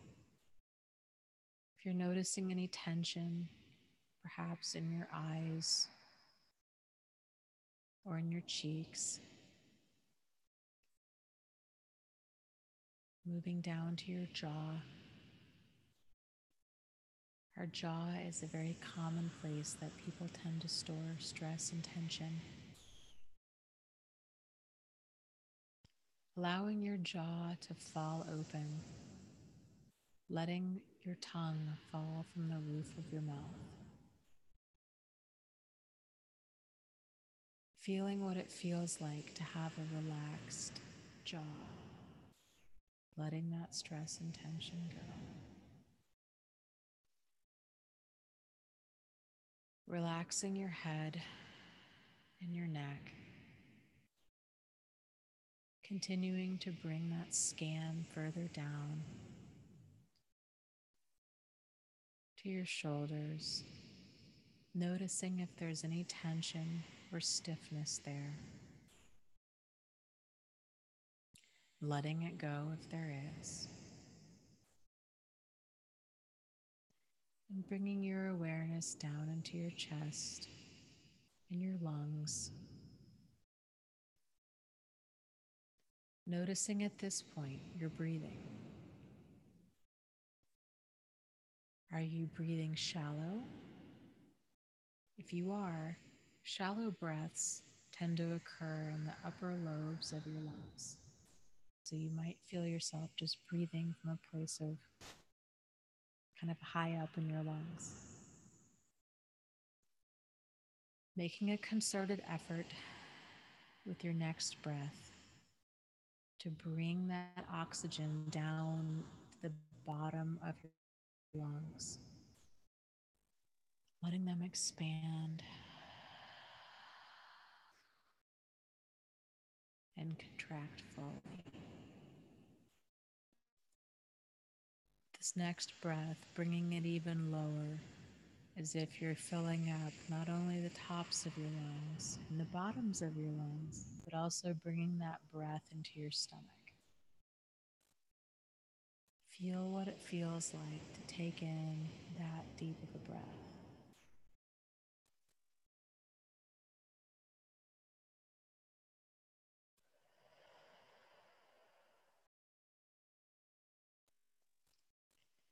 Bringing your awareness to your back, noticing if you feel any knots, any tension, any pinching, any muscle knots, any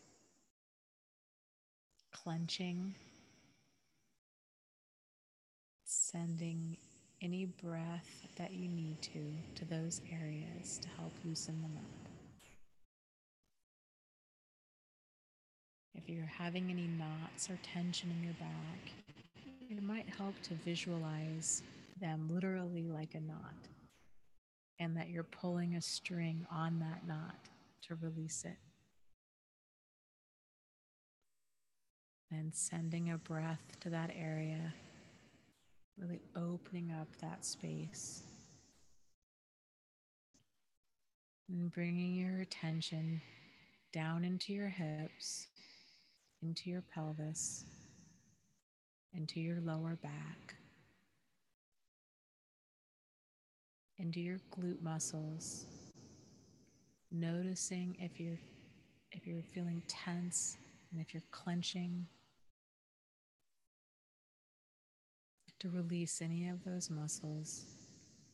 You may find that your legs, when you do this, that your legs want to kind of flop open or flop over into a certain direction, and that's okay. Letting the bottom half of your body get comfortable in whatever way that it wants to be comfortable.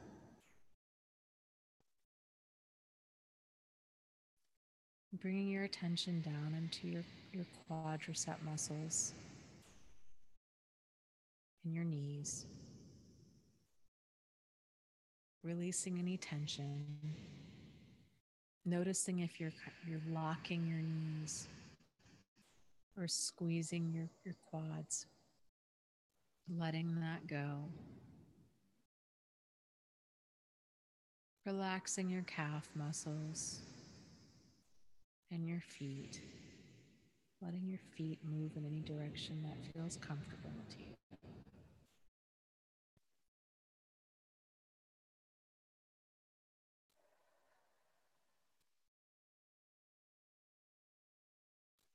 And now that this body scan or awareness scan is complete, kind of making a mental note of the different areas that you've noticed that you tend to hold stress or tension in.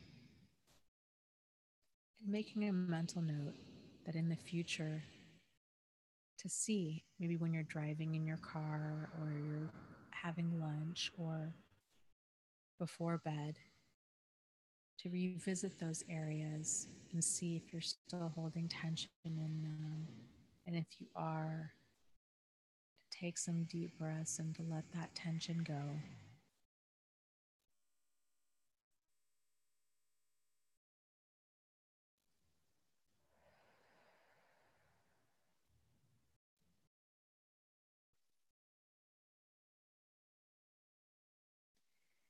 Now I want you to visualize a waterfall. a peaceful, beautiful, almost magical seeming waterfall. Has beautiful, sparkling water. As you walk towards it, you notice that it's actually not water, but it's more like light. It's a beautiful cascade of silver whitish light.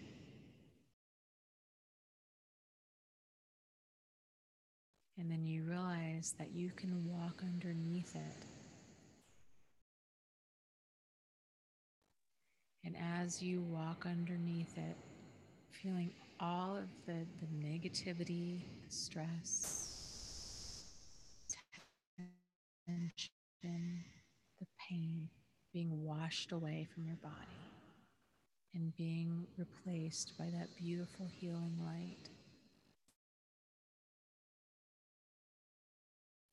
You may decide to walk through this amazing waterfall several times just because it feels good.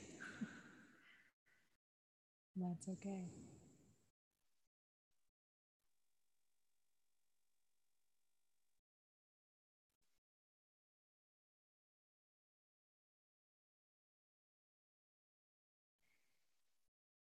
Once you're finished walking through the waterfall, you notice that off to your right, there's a beautiful grassy hill. And go ahead and walk over to that hill now. Take a seat, get comfortable.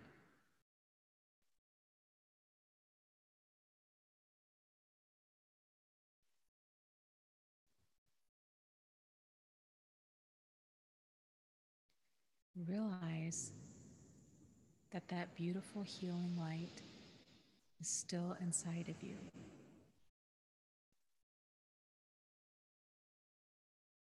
Make sure to go ahead and send that light throughout your body.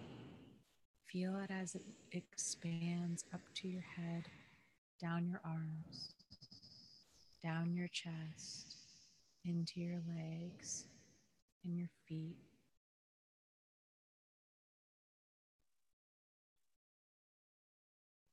And this light is an extension of everything that is good and right about the world, about you.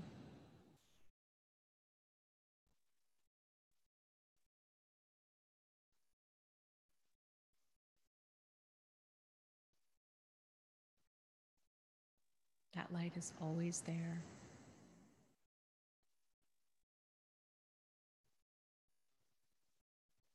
And how you may understand this light is completely up to you. You may view this as energetic energy from God, from Source, from your understanding of the universe or your Creator. But know that it does exist. It may go by many different names, but it's still the same thing, and it does exist. And that it is very much a part of you.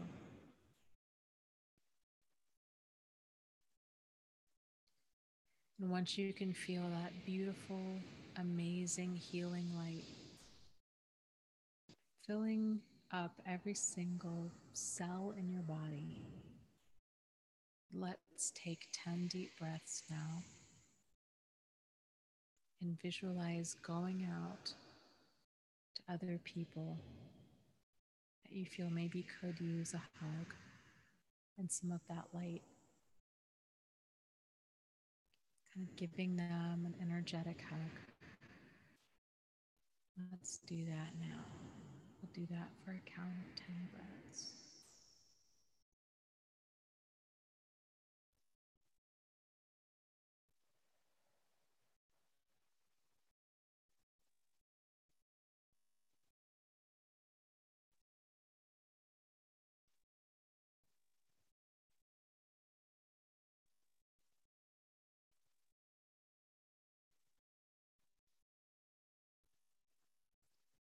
sending this healing energy out to others, letting them know that you are there, that they are not alone, that they matter.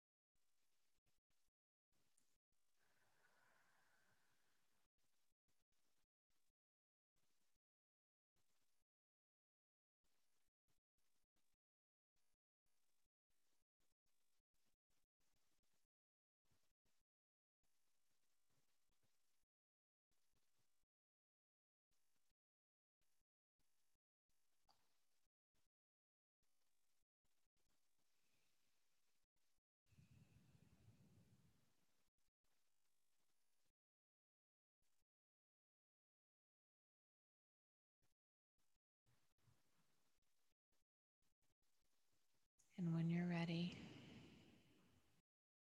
come on back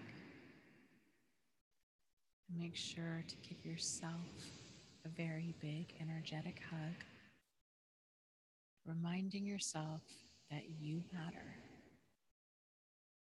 that you are important, that you are loved, that you do have a lot to offer, and that there is so much right about you.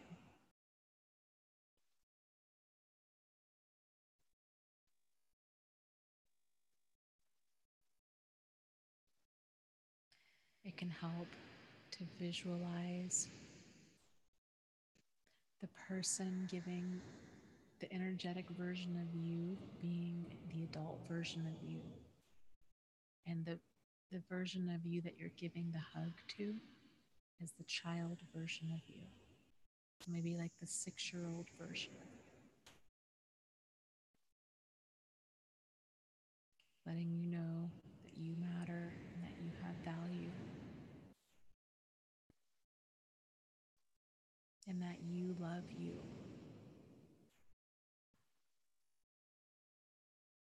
And when you're ready, go ahead and open your eyes and join us.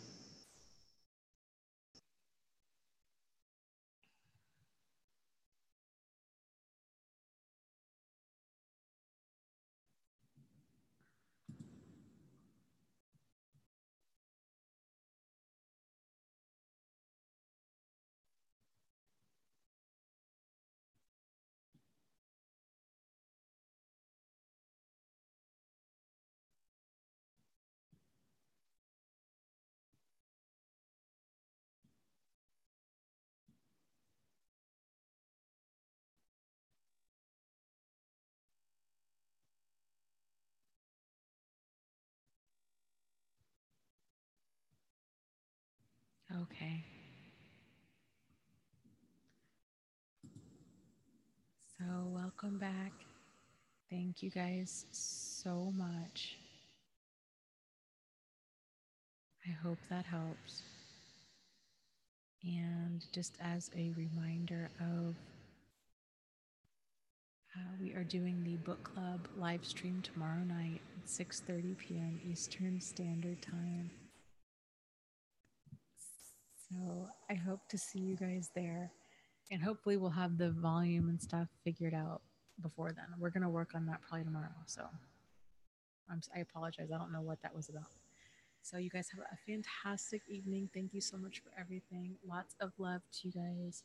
You are not alone. You are not crazy, and you really can move forward and heal from this. So take care, and I will see you tomorrow. Okay, good night.